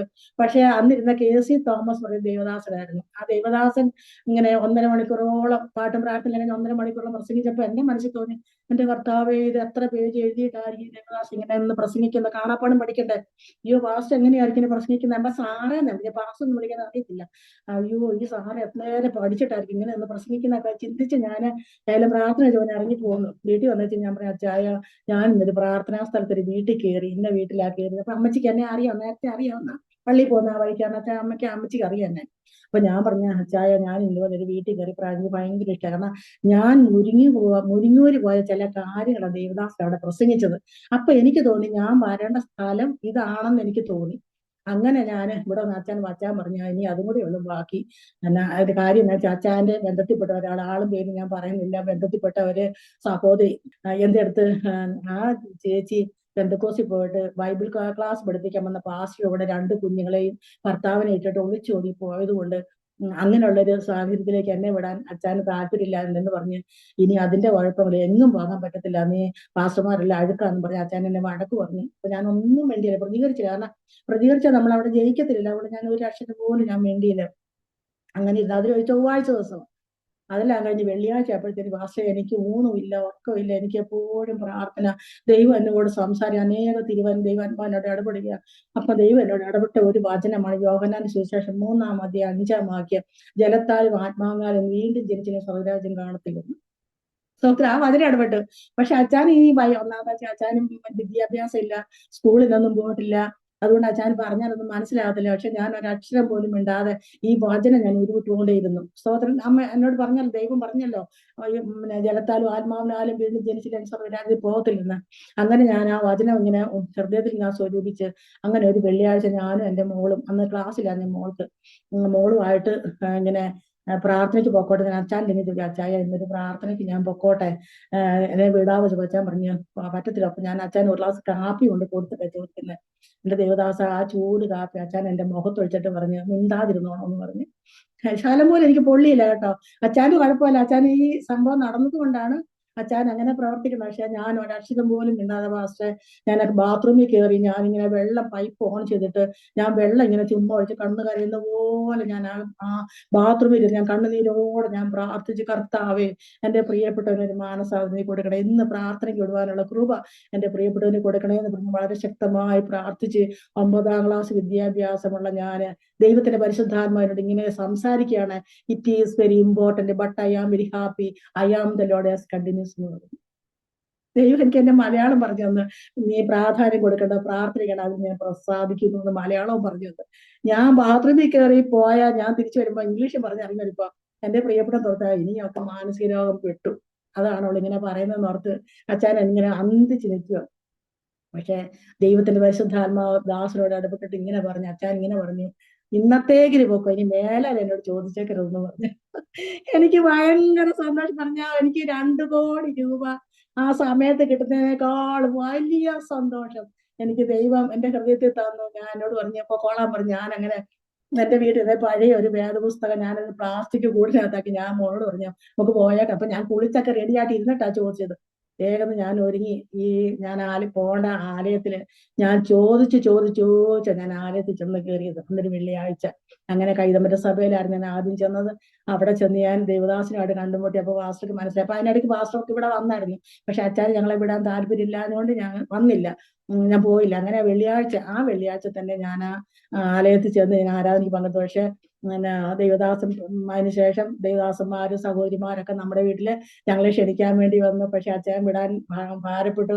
പിന്നെ ദൈവത്തിന് പരിശുദ്ധാത്മ അനേക തിരുവചനങ്ങൾ പാസ്റ്റേ ദൈവം എന്നോട് ഇടപെടുവാനിടയായിത്തീർന്നു. അങ്ങനെ ഇത് അച്ഛൻ പ്രത്യേകിച്ച് എന്നെ വിടാൻ കാരണം ഞങ്ങളുടെ വീടിന്റെ ഫ്രണ്ടിൽ ഒരു പ്ലാവ് നിൽപ്പുണ്ട്. ആ പ്ലാവിന്റെ ചോട്ടില് കോടി നട്ടിട്ട് അതിന് ചാണകപ്പൊടി ഇടുക.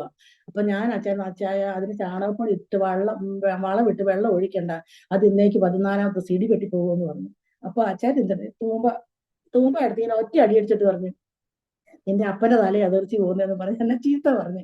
ഞാൻ ഒന്നും വേണ്ടിയില്ല. ഞാൻ ഇങ്ങനെ ചിരിച്ചിരിച്ചാൽ ഇറങ്ങിപ്പോകുന്നു, കയറിപ്പോകുന്നു. പാസേ സത്യം പറയാം, 14ാമത്തെ ദിവസം ആ പ്ലാവ് ഇടി വെട്ടിപ്പോയി.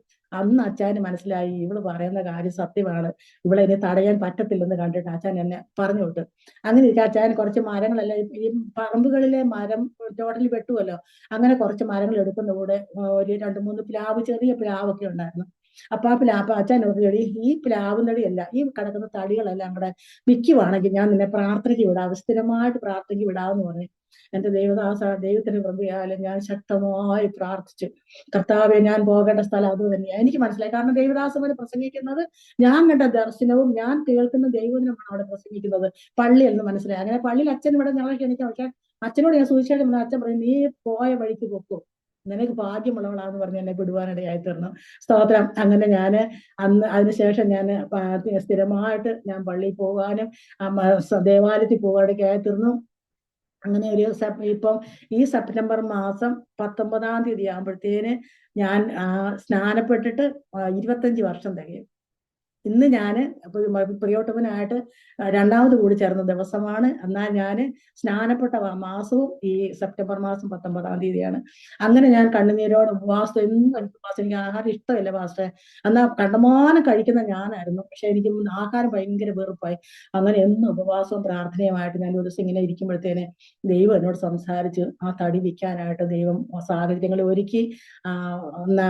2 സിസ്റ്റർമാരും ഒരു ആശാരിയും കൂടെ വന്ന് ഏകദേശം 40,000 രൂപയുടെ തടി അച്ഛന് വാങ്ങിച്ച് സ്തോത്രം, ദൈവം അനുഗ്രഹിച്ചു. അപ്പൊ അച്ഛൻ ഭയങ്കര വിശ്വാസമായി, ഇവളോട് പറഞ്ഞ ഇവള് പ്രാർത്ഥിച്ച് എല്ലാം നേടിത്തരുമല്ലോ, അതുകൊണ്ട് സന്തോഷമായെന്ന് പറഞ്ഞ അച്ഛൻ എന്നെ എന്നും പ്രാർത്ഥിക്കാൻ എനിക്ക് അവസരം തരും.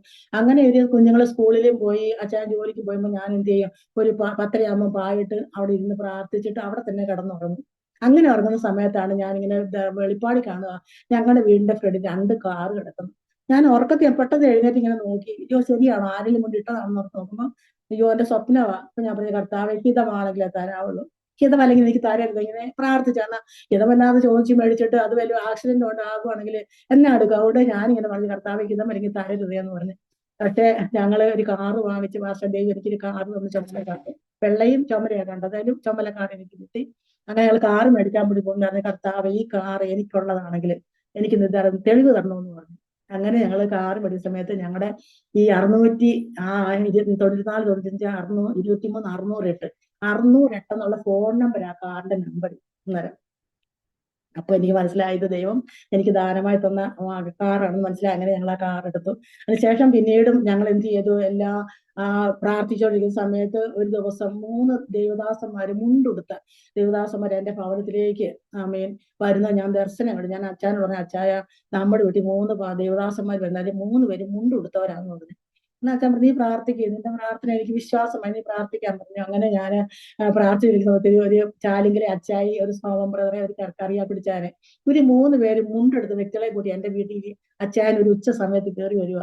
അപ്പൊ ഇവരെ കണ്ടപ്പോഴേ പറയൂ, ഞാൻ ദർശനം കണ്ട ദേവദാസന്മാരല്ലേ ഇവര്. അപ്പൊ പിന്നെ കയറിയിരുത്തി അവർക്ക് വെള്ളവും കാപ്പി എപ്പോഴും ഞാൻ പാസ്ത ആരെങ്കിലും എന്റെ ധർമ്മക്കാർ പോലും എന്റെ വീട്ടിൽ വന്ന അവർക്ക് എന്റെ ഉള്ളതിന്റെ വീതം കാപ്പിയാണ്, കാപ്പി ഉച്ച നേരണമെങ്കിൽ ചോറ്, ഉള്ളതിന്റെ വീതം കൊടുത്ത് അവർക്ക് ആഹാരം എല്ലാം കൊടുത്ത് ഞാൻ എന്റെ സാക്ഷ്യങ്ങളെല്ലാം കുറെ എല്ലാം ഇപ്പൊ വാസ്തു പറയുന്ന പോലെ ഞാൻ പറഞ്ഞ് അവരെ കേൾപ്പിച്ചു. അവനും പറഞ്ഞു, മോളെ, നീ കണ്ട ദർശനങ്ങളാണ്, നിന്നെ ദൈവമാണ് സ്പർശിച്ചിരിക്കുന്നത്, അതുകൊണ്ട് നീ ഭാരപ്പെടേണ്ട, നീ പോയ സ്ഥലം ദൈവിക ഹിതമാണെന്ന് പറഞ്ഞ് എന്നെ ഇതാക്കി തീർത്തു. അതിനുശേഷം ഇവരുടെ കൂടെ ഞങ്ങൾ ഒരു മാറാനാഥ മിനിസ്ട്രി ഇവർ തുടങ്ങി. ആ മിനിസ്ട്രിയിൽ ഞങ്ങൾ പല സ്ഥലങ്ങളിലും പോയി ഞങ്ങൾ ദൈവത്തെ സ്തുതിക്കാൻ ഇടയായിട്ടുണ്ട്. പരസ്യ യോഗങ്ങള്, പാട്ടുപാടി ഞാൻ സാഗരമേ അനുഗ്രഹക്കടലേ കൃപ ചൊരിയൂ, ആരും കൊതിക്കുന്ന സ്നേഹമേ നിൻ സവിധേ ഞാൻ അണയുന്നു. കാൽവരി മലയിൽ 3 കാൽകരം ചേർത്ത നാഥനേ, ക്രൂശിൻ ചുവട്ടിൽ ഞാൻ വന്നിടുന്നു, പൊൻകരത്താൽ എന്നെ സ്വീകരിക്കൂ. ക്രൂശിൻ ചുവട്ടിൽ ഞാൻ വന്നിടുന്നു, പൊൻകരത്താൽ എന്നെ സ്വീകരിക്കൂ. നിരുപമ സ്നേഹ സാഗരമേ അനുഗ്രഹക്കടലേ കൃപ ചൊരിയൂ. ആരും കൊതിക്കുന്ന സ്നേഹമേ, നിൻ സവിധേ ഞാൻ അണയുന്നു. നിൻ സവിധേ ഞാൻ അണയുന്നു. കുറച്ചും കൂടി ഉണ്ട്. സ്തോത്രം. ഈ ഒരു പാട്ട് അങ്ങനെ 2-3 പാട്ടുകളുണ്ട്. ഞാൻ ദൈവം എനിക്ക് തന്ന പാടി ഞാൻ ആരാധിക്കുന്ന പാട്ടുകളാണ്. ദൈവം എനിക്ക് ദാനമായി തന്ന പാട്ടാണ് പാസ്റ്റർ. പിന്നത്തേതിലൊക്കെ വളരെ ദൈവിക കൃപ ദൈവം എൻ്റെ മേൽ പകരാനിടയായി തീർന്നു. ഞാൻ എൻ്റെ കുഞ്ഞുങ്ങള്, എൻ്റെ ഇളയ മോന് 8ാം ക്ലാസ്സിൽ പഠിച്ച സമയത്തിന് അവന് കയ്യിലൊരു മുഴയുണ്ടായിരുന്നു, 2 കയ്യില്. അപ്പം ഞാനത് മെഡിക്കൽ കോളേജിലെ, കോട്ടയം മെഡിക്കൽ കോളേജിലെ ഡോക്ടർമാരെ കൊണ്ട് കാണിച്ചപ്പോഴത്തേന് അവർ ആദ്യം ഇച്ചിരി മരുന്നൊക്കെ ചെയ്തെങ്കിൽ അത് സൗഖ്യമായില്ല. അതിനുശേഷം എന്നോട് പറഞ്ഞു, ഒരു ദിവസം 8 മണിയാകുമ്പം രാവിലെ കുഞ്ഞിനെ കൊണ്ട് ഹോസ്പിറ്റലിൽ വരണമെന്ന് പറഞ്ഞു. അങ്ങനെ ഞാനും മോനെ ഒരുക്കി ഞാൻ ഹോസ്പിറ്റലിൽ കോട്ടയം മെഡിക്കൽ ഹോസ്പിറ്റലിൽ ചെന്നപ്പോഴത്തേന് അവിടെ വലിയ ഹോളിലേക്കാണ് ഞങ്ങളെ കൊണ്ടുപോയത്. പക്ഷെ ഇത് എന്താണെന്നൊന്നും എന്നോട് പറഞ്ഞത്, ക്യാൻസറിന്റെ ചികിത്സയ്ക്ക് വേണ്ടി കൊണ്ടുപോയത്. പക്ഷെ ഇതൊന്നും ഈ സാർ എന്നോട് പറയുന്നില്ല. പക്ഷെ ഞാൻ ചെല്ലുമ്പോൾ വലിയൊരു ഹോളില് വെള്ള തുണികൾ വിരിച്ച അനേകം കട്ടിലുകൾ ഇങ്ങനെ കിടക്കുക. അപ്പൊ ഒത്തിരി പേര് അവിടെയുണ്ട്. അപ്പം ഞാൻ ചോദിച്ചു, സാറേ അതെന്നാ ഇവിടെ കൊണ്ടുവന്നേ? അതൊരു ചെക്കപ്പിന് വേണ്ടി കൊണ്ടുവന്നാന്ന് പറഞ്ഞു. അത്രേ പറഞ്ഞുള്ളൂ. അപ്പൊ ഞാൻ ശരിയെന്ന് ഓർത്ത് ഞാൻ മോനെ ആ കട്ടിലെ ഇരുത്തിയേച്ച് ഞാൻ വെളിയിൽ ഇറങ്ങി. അപ്പൊ ഞാൻ പോകുന്നിടത്തെല്ലാം എൻ്റെ ബൈബിളും ഉണ്ട്. അങ്ങനെ അവിടെ ഇരിക്കുന്നതെല്ലാം പാസ്റ്ററെ ഞാൻ സുവിശേഷം പറയുകയായിരുന്നു. യേശു കാനായിലെ വെള്ളത്തെ വീഞ്ഞ, അന്ന് എനിക്ക് അതൊക്കെ അറിയത്തുള്ളൂ. യേശു രോഗികളെ സൗഖ്യമായത്, അങ്ങനെ കാനായിലെ വെള്ളത്തെ വീഞ്ഞാക്കിയത്, ഉയർത്തെഴുന്നേറ്റത്, ഭക്തനെക്കാരത്തി മറിയ കല്ലറയ്ക്ക് പോയത്, ഇതൊക്കെ ഞാൻ പറഞ്ഞ് അവരോട് വചനം പറയാ. അതുകൊണ്ട് നിങ്ങൾ രക്ഷിക്കപ്പെടണം, സ്നാനപ്പെടണം, അതാണ് യഥാർത്ഥ വഴി എന്ന് പറഞ്ഞ് ഇവരെ ഞാൻ ബോധ്യപ്പെടുത്തിയിടയാക്കി തീർത്തു. ഏകദേശം ഒരു 12 മണി ആയപ്പോഴത്തേനും ഒരു സാറ് ഇറങ്ങി വന്നേച്ച് പറഞ്ഞു. അപ്പൊ ഞാൻ എന്താ ഇവിടെ ഇരുന്നോടെ ചോദിച്ചുമ്പോ, നിങ്ങളൊക്കെ എന്നാ രോഗത്തിനാ വന്നേ? അപ്പൊ അവര് പറഞ്ഞ്, എന്റെ അപ്പച്ചന് ക്യാൻസർ ആണ്. അപ്പൊ ഒരു ചേച്ചി പറഞ്ഞു, എന്റെ മോൾക്ക് ക്യാൻസർ ആണ്. അപ്പോഴും എനിക്ക് എന്റെ മനസ്സിലേക്ക് ഈ മോന് ഈ മഴ കാണുന്നത് ക്യാൻസറിന്റെ ലക്ഷണമാണെന്നുള്ള രീതി എനിക്ക് മനസ്സിലേക്ക് വരുന്നതേ ഇല്ല. ദൈവം തന്നില്ല. അങ്ങനെ ഇരിക്കുമ്പോൾ ഒരു 12 മണിയായപ്പോഴത്തേന് ഡോക്ടർ മോനെ ഇറക്കി വന്നത്, മോനെ ഒരു കുഴപ്പമില്ല, കൊണ്ടുപോയിക്കോളാൻ പറഞ്ഞു. അപ്പൊ ഞാൻ ചോദിച്ചു, മോനെ അവരെന്നാ പറഞ്ഞു? അമ്മച്ചി, അവിടെ ഇരിക്കുന്നവർക്കെല്ലാം ക്യാൻസർ ആയിരുന്നമ്മേ, എനിക്ക് മാത്രം ഒരു കുഴപ്പമില്ല. ഞാൻ അന്നേരം ഓർക്കും, ഞാൻ ആ തിരുവചനവുമായി അവിടെ പോയി അവിടെ ഇരുന്ന കൂട്ടുതിരിപ്പുകാരോടൊക്കെ സുവിശേഷം പറഞ്ഞത് എന്റെ കർത്താവ് കണ്ടു. അത് രോഗമല്ലെന്നുള്ള ഒരു സർട്ടിഫിക്കറ്റ് ഞങ്ങൾക്ക് കിട്ടുവാനിടയായി തീർന്നു. അതിനുശേഷം എന്റെ കുഞ്ഞുങ്ങളെ ഞങ്ങൾ പഠിപ്പിച്ചു. പക്ഷെ ഞങ്ങൾക്ക് 2 പേർക്കും വിദ്യാഭ്യാസം, എനിക്ക് 9ാം ക്ലാസ് വിദ്യാഭ്യാസം. അച്ഛൻ ബസ് കയറുന്നത്, ബസ്സിന്റെ കളറ് നോക്കിയ ബസ് കയറുന്നത്, അച്ഛൻ അറിയത്തില്ല. അപ്പൊ ഈ കുഞ്ഞുങ്ങളെ പഠിപ്പിക്കാനൊക്കെ വളരെയേറെ ഞങ്ങൾ ബുദ്ധിമുട്ടി. എങ്കിലും ഞാൻ എൻ്റെ കുഞ്ഞുങ്ങളെ സ്കൂളിൽ നിന്ന് വരുമ്പോൾ കുഞ്ഞുങ്ങളുടെ പാഠപുസ്തകങ്ങള് ഞാൻ കാണാപ്പാഠം പഠിച്ചിട്ട് ഞാൻ അവരെ പഠിപ്പിക്കുമായിരുന്നു. അങ്ങനെ എൻ്റെ മക്കള്, എൻ്റെ മൂത്ത മകള് പോസ്റ്റ് BSc നേഴ്സാണ്. അവളെ അനുഗ്രഹമായിട്ട് അവള് കഴിഞ്ഞുകൂടുന്നു. എറണാകുളത്താണ് അവളെ കെട്ടിച്ചത്. അവൾക്കൊരു പെൺപൈതലുണ്ട്. സ്തോത്രം. ഇന്ന് അവള് നല്ല ഡ്യൂട്ടി ചെയ്യുന്നു. അവള് മസ്കറ്റിൽ ഒമാൻ എന്ന സ്ഥലത്തേക്ക് പോകാനായിട്ട് അറേഞ്ച് ചെയ്തു വരുന്നു. പേപ്പർ വർക്ക് നടന്നുകൊണ്ടിരിക്കുകയാണ്. അതുപോലെ ആന്റണി, സ്തോത്രം. അവിടെ ഇവര് 2 പേരും മൈസൂര് BMH എന്നൊരു ഹോസ്പിറ്റലാണ് പഠിച്ചത്. അവിടെ പഠിച്ചുകൊണ്ടിരിക്കുമ്പോഴത്തേന് എൻ്റെ മോൾക്ക് ചിക്കൻ ബോക്സ് വന്നു. അത് വലിയ കുരുക്കളാ വന്നത്. അപ്പൊ എൻ്റെ മോൻ അവിടെ ഉള്ളതുകൊണ്ട് മോൻ രാവിലെ വിളിച്ചു പറഞ്ഞു, അമ്മ രാത്രി വിളിച്ചു പറഞ്ഞു, അമ്മ ചേച്ചിക്ക് ഇങ്ങനെ ചിക്കൻ ബോക്സ് ആണ്, ചേച്ചിനെ ഒരു ഒറ്റ പെറ്റിക്കോട്ട് മാത്രം ഇടിയിച്ച് ICUലാന്ന് പറഞ്ഞു. എൻ്റെ വാസയെ ഞങ്ങൾക്ക് പിന്നെ ഉറക്കം വരും. ഞങ്ങൾ രാത്രി മുഴുവൻ ദാവി ചെയ്ത് അമ്മ കണ്ണുനീരൊഴിക്കുന്ന പോലെ ഞാനും എൻ്റെ പ്രിയപ്പെട്ട ആ കിടക്കലിൽ നേരം വെളുക്കുന്നവരെ ഞങ്ങൾ ഇത് പ്രാർത്ഥി ഇടയ്ക്ക് പോയി കാപ്പി കുടിക്കും, പിന്നെയും അതിന് പ്രാർത്ഥിക്കും. അങ്ങനെ ഒരു 8 മണിയാകുമ്പോഴത്തേന് എൻ്റെ മോന്റെ ഫോൺ പറഞ്ഞു, അമ്മേ ചേച്ചിക്ക് പൂർണ്ണ സൗഖ്യം കർത്താവ് കൊടുത്തു. സ്തോത്രം. Chicken box. അപ്പൊ ഡോക്ടർമാർക്ക് പോലും ഭയങ്കര അതിശയമായി. ഈ 5ാം പനിയാന്ന് അവര് പറയുന്നത്. പക്ഷെ 5 ദിവസം വേണ്ട അത് മാറാനായിട്ട്. പക്ഷെ ഡോക്ടർമാർ ചോദിച്ചു, ഇത് എങ്ങനെ സംഭവിച്ചത്, എന്താ സംഭവിച്ചത്, ഈ ചിക്കൻ ബോക്സ് എങ്ങനെയാ? അപ്പൊ എന്റെ മോള് പ്രാർത്ഥിക്കുന്നതിന് മുമ്പ് ഒരെണ്ണം നെറ്റി വന്ന ആ ഒരെണ്ണം വന്നൊരു പാട് ഇപ്പോഴും ഉണ്ട്. എന്നാൽ ദേഹത്ത് വസ്ത്രം പോലും ധരിക്കാൻ മേലാത്ത രീതി ചിക്കൻ ബോക്സ് വന്ന ആ വ്യക്തി രാവിലെ എഴുന്നേറ്റപ്പോ ഒരെണ്ണം പോലും ദേഹത്തില്ലാതെ പൂർണ്ണ സൗഖ്യം എൻ്റെ കർത്താവ് കൊടുക്കുവാനിടയായി തീർന്നു. അതിനുശേഷം പിന്നീട് അവള് പഠിച്ച് ബാംഗ്ലൂർ വർക്ക് ചെയ്തോണ്ടിരിക്കുമ്പോൾ അവൾക്ക് അപ്പൻഡിക്സിന്റെ രോഗം വന്നു. അങ്ങനെ വന്നപ്പോഴത്തേനും അവിടുന്ന് ഡോക്ടേഴ്സാണ് ഞങ്ങളെ വിളിക്കുന്നത്. അത് പൊട്ടാറായി, പഴുത്ത് പൊട്ടാറായി, എന്നാ ചെയ്യണം, ഓപ്പറേഷൻ ചെയ്യണം എന്നുള്ള ഒരു എഗ്രിമെന്റ് നമ്മൾ കൊടുക്കണം. അത് കൊടുക്കാൻ വേണ്ടി ഞങ്ങളെ വിളിച്ചപ്പോഴത്തേനും ഞാൻ പറഞ്ഞു, സാറ് ഇപ്പൊ ഒന്നും ചെയ്യരുത്, ഞാൻ പറഞ്ഞിട്ട് സാറ് ഓപ്പറേഷൻ ചെയ്യാവുള്ളൂ എന്ന് പറഞ്ഞു. അങ്ങനെ എന്റെ വാസയെ ഞങ്ങൾ പെട്ടെന്ന് പോയിട്ട് ഞാനും എന്റെ പ്രിയപ്പെട്ട കണ്ണുനീരോട് ഞങ്ങൾ പ്രാർത്ഥന കുഞ്ഞുമായി ബാംഗ്ലൂര് ഞങ്ങൾക്ക് ഇവിടുന്ന് എന്ത് ചെയ്യാൻ പറ്റും, പോകാൻ പറ്റുമോ? ഞങ്ങൾക്ക് പെട്ടെന്ന് പോകാൻ പറ്റും, നമ്മുടെ കർത്താവിനെ പോകാൻ പറ്റുന്നത്. ഞാൻ പറഞ്ഞു അപ്പാ നീ പോയേ പറ്റത്തുള്ളൂ, എന്റെ മകൾക്ക് ഒരു പോറൽ പോലും ഒരു സൗഖ്യം കൊടുക്കണമെന്ന് ഞങ്ങൾ ഇവിടെ രണ്ടുപേരും കൂടെ ഉപവാസം ഞങ്ങൾ രണ്ടുപേരും കണ്ണീരോടെ പ്രാർത്ഥിച്ച് ദേവദാസ ആ ഡോക്ടർമാര് പോലും അന്തിച്ചു പോത്തക്കവണ്ണം ദൈവം അവിടെ പൂർണ്ണമായ സൗഖ്യം കൊടുത്ത് സ്തോത്രം. അതിന് കത്തി പകന്റെ കർത്താവ് ഇടയാക്കിയില്ല, പൂർണ്ണ സൗഖ്യം എന്റെ കർത്താവ് കൊടുത്ത് അവളെ ഡിസ്ചാർജ് ഇടയാക്കി തീർന്നു. സ്തോത്രം. അതിനുശേഷം എന്റെ മോന്റെ ഞാൻ പറഞ്ഞില്ലേ മോഴ സൗഖ്യമായില്ല, പക്ഷെ ആ മോഴ അങ്ങനെ തന്നെ ഇരിക്കുക. അവൻ അവിടെ കോളേജിൽ പഠിക്കുന്ന സമയത്ത് ഡോക്ടർമാരെ കാണിച്ചപ്പോൾ അവന് കൈ കൊണ്ട് എഴുതുമ്പം ഈ കൈ കഴയ്ക്കും. അതുകൊണ്ടാണ് അവൻ ഫോട്ടോസ്റ്റാറ്റ് ഒക്കെ ഇട്ടാണ് പഠിച്ചുകൊണ്ടിരുന്നത്. കൂടെ പഠിക്കുന്ന പിള്ളേര് എഴുതുന്നത് ഫോട്ടോസ്റ്റാറ്റ് എടുത്തിട്ടാണ് അവൻ പഠിക്കുന്നത്, നേഴ്സിംഗ് പഠിച്ചത്. അപ്പം ഡോക്ടർമാർ പറഞ്ഞു നമുക്ക് ഇന്ന ദിവസം നമുക്കത് ഓപ്പറേഷൻ ചെയ്യാമെന്ന് പറഞ്ഞ് അങ്ങനെ മോനെ ഒരു ദിവസം എല്ലാം ക്ലീൻ ആക്കി കൈയെല്ലാം റെഡിയാക്കി അവനോട് പറഞ്ഞ് വെള്ളം കുടിക്കരുത്, ഇന്നതിന്റെ ഓപ്പറേഷൻ ആണ്, 6 മണിയാകുമ്പോൾ അവിടെ അഡ്മിഷൻ ആകണമെന്ന് പറഞ്ഞ് അവനെ അവിടെ അഡ്മിറ്റ് ആക്കി. പക്ഷേ പാസ്റ്റർ ഞങ്ങൾ ശക്തമായി പ്രാർത്ഥിച്ച് കർത്താവെ ഒന്നും വരുത്തല്. അപ്പൊ ഞാൻ പറഞ്ഞു മോൻ അന്നേരം ഇവിടെ വരുക, അവന്റെ പഠനം കഴിഞ്ഞ് ഇനി വരുന്ന സമയത്താണ് ഈ ഓപ്പറേഷൻ നടക്കുന്നത്, കർത്താവെ ഒന്നും സംഭവിക്കില്ല. അപ്പൊ ഞാൻ പറഞ്ഞു മോനെ അഥവാ ഓപ്പറേഷൻ ചെയ്യുകയാണെങ്കിൽ നീ കോട്ടയത്ത് വരുമ്പോൾ ഞങ്ങളെ വിളിക്കും, ഞങ്ങൾ വണ്ടിയായിട്ട് വന്നേക്കാന്ന് പറഞ്ഞ് മോനെ ആക്കിയിരിക്കുക. പക്ഷെ ദേവദാസ അതും ഓപ്പറേഷൻ ചെയ്യുക, ഡോക്ടർ ഓപ്പറേഷൻ ചെയ്യാൻ 6 മണിയായപ്പം അവനെ അഡ്മിറ്റ് ആക്കി അവനെ കൊടുക്കേണ്ടതെല്ലാം ഒരുമാതിരിപ്പെട്ട ട്രീറ്റ്മെന്റ് എല്ലാം കൊടുത്ത് ഡോക്ടർ പരിശോധിക്കാൻ പറ്റുമ്പോൾ ഈ മോഴ രണ്ടും പൊട്ടിപ്പോയി. ഒരു കുഴപ്പം കൂടാതെ പൊട്ടി അത് സൗഖ്യമാവുകയായി തീർന്നു. സ്തോത്രം. ഹല്ലേലൂയ. അങ്ങനെ രോഗസൗഖ്യം വലിയൊരു കൂമ്പാരം കർത്താവിന്റെ വീട്ടിൽ ചെയ്ത് എന്റെ അച്ചായന് അങ്ങനെ ഈ സമയത്ത് ഞങ്ങള് നമ്മുടെ ആശ്രമത്തില് ഞങ്ങളൊരു മുറി എടുത്ത് അച്ചായന്റെ രോഗത്തിന് ഞങ്ങൾ പ്രാർത്ഥിച്ചു. ഈ പറഞ്ഞില്ലേ 3 ദേവദാസന്മാർ വന്നത്, അവരെയും കൂടി ഞങ്ങള് ആശ്രമത്തിൽ ഒരു മുറി എടുത്ത് ഞങ്ങളെ വളരെ ശക്തമായി പ്രാർത്ഥിച്ചിരിക്കുമ്പോൾ അച്ചായന്റെ ദേഹത്ത് ഒരു വെട്ടം വന്നിറങ്ങി, ഈ വയറ്റിലേക്ക് ഇറങ്ങി. ആ രോഗം അന്ന് സൗഖ്യമാവാൻ കർത്താവ് ഇടയാക്കി. എല്ലാം ഞങ്ങൾ മരുന്നിനല്ല, എല്ലാം പ്രാർത്ഥനയാല് ദൈവത്തിന് കഴിയാത്ത ഒന്നുമില്ലെന്ന് ഞങ്ങൾക്ക് പൂർണ്ണമായൊരു സമാധാനം ദൈവം ഞങ്ങൾക്ക് തന്നു. പൂർണ്ണമായിട്ട് ദൈവം ഞങ്ങളെ സന്ദർശിച്ചു. എല്ലായിടങ്ങളിലും എല്ലാ മേഖലകളിൽ കർത്താവ് ഞങ്ങളെ വിടിവിക്കുകയായി തന്നു. അങ്ങനെ ഇരിക്കുമ്പോഴത്തേനാണ് ഞങ്ങൾ എന്ത് ചെയ്ത് പിന്നെയും ചില പട്ടിണിയുടെ പ്രയാസം ഞങ്ങൾക്കുണ്ടായ ഞങ്ങളുടെ വീട്ടിൽ സാക്ഷ്യം പറയാൻ പോകാൻ വേണ്ടി ഞങ്ങളുടെ തേങ്ങ കിടന്ന് 5 രൂപ വിലയ്ക്ക് ഒരു മനുഷ്യന് കൊടുത്തേക്ക് ഞങ്ങള് പുതുപ്പള്ളി എന്ന പ്രദേശത്തേക്ക് സാക്ഷ്യം പറയാൻ വേണ്ടി ഞങ്ങൾ കടന്നുപോയി. ഞാനും എന്റെ പിള്ളേരും അച്ചാനും കൂടെ. അന്ന് പിള്ളേരൊക്കെ കുഞ്ഞുങ്ങളല്ല, എല്ലാവരുമായിട്ട് പോവുക. അപ്പൊ എന്റെ മോന് 3ാം ക്ലാസ്സിൽ പഠിക്കുമ്പോൾ പാസ്റ്ററെ ഞങ്ങൾ ഇങ്ങനെ ഇറങ്ങി ചെല്ലുന്ന ഒരു ബേക്കറിയുടെ ഫ്രണ്ടിലേക്ക് ചെല്ലുന്ന സ്കൂളിലേക്ക് പോകുമ്പോൾ അപ്പൊ എന്റെ മോൻ കാണുമ്പോ ചില്ലിനകത്ത് ഇങ്ങനെ ജിലേബി, ലഡു, പപ്സ് എല്ലാം ഇങ്ങനെ ഇരിക്കുക. അപ്പൊ അവൻ എന്നോട് പറഞ്ഞു അമ്മയെ ഉറുമ്പായിരുന്ന കയറി തിന്നേച്ച് പോരായിരുന്നെന്ന് പറഞ്ഞു. എന്റെ മോന്റെ പാസ്റ്ററെ 25 വർഷമായിട്ടും അവൻ അന്ന് പറഞ്ഞ ആ വേദനയുടെ വാക്ക് എന്റെ ഹൃദയത്തിൽ ഇപ്പോഴും ഉണ്ട്.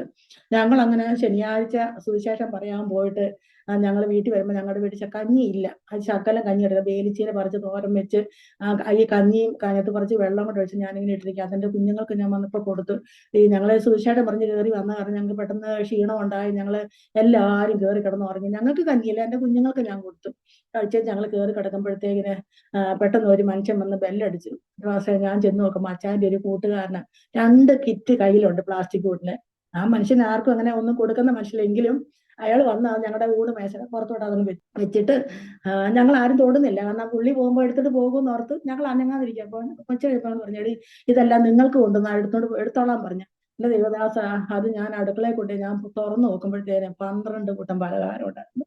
ഞാൻ ഇതുവരെ തിന്നാത്ത ബേക്കറി എന്ന് പറഞ്ഞാല് മിച്ചർ വില കൂടിയ മിച്ചറുകള്, അച്ചപ്പം, കൊള്ളപ്പം, ലഡു, എള്ളുണ്ട, ചക്കര വരട്ടി എന്ന് പറഞ്ഞ പോലെ വട്ടയപ്പം 3 12 കൂട്ടം പലഹാരവുമായിട്ട് എന്റെ കർത്താവ് ആ മനുഷ്യന്റെ വീട്ടിലേക്ക് ഇടയാക്കി തന്ന. ഞങ്ങൾ ശനിയാഴ്ച പോയി സുവിശേഷം പറയുന്നു, ഉച്ചയായപ്പോഴത്തേക്ക് ഈ സംഭവം ഉണ്ടാകുന്നത്. അങ്ങനെ ദൈവം ഞങ്ങളെ സമൃദ്ധിയായിട്ട് ഞങ്ങളെ അനുഗ്രഹിച്ചു. അന്ന് അങ്ങനെ ഒരാഴ്ചയോളം ഞങ്ങൾ ഇഷ്ടം പോലെ പലഹാരങ്ങൾ തിന്ന് അങ്ങനെ ഇരിക്കുന്ന സമയത്ത് ഞങ്ങൾ കയറ്റുമറ്റ സഭയില് ഞാൻ സെപ്റ്റംബർ മാസം 19 സ്നാനപ്പെട്ട് ഞങ്ങൾ സ്ഥിരമായിട്ട് പോകുമ്പോൾ ഞങ്ങൾക്ക് മിക്കപ്പോഴും ഞായറാഴ്ച ആഹാരമില്ല. കാരണം കുഞ്ഞുങ്ങൾ അവിടെ സന്ദർഭം വിളിക്കുന്നതുകൊണ്ട് അവർക്ക് വല്ല റൊട്ടിയോ ബിസ്ക്കറ്റോ ഒക്കെ കിട്ടും, ഞങ്ങൾക്കൊന്നുമില്ല. അങ്ങനെ ഒരു ഞായറാഴ്ച മിക്കവാറും ഇങ്ങനെ ആഹാരമുള്ള ദിവസങ്ങളുണ്ട്.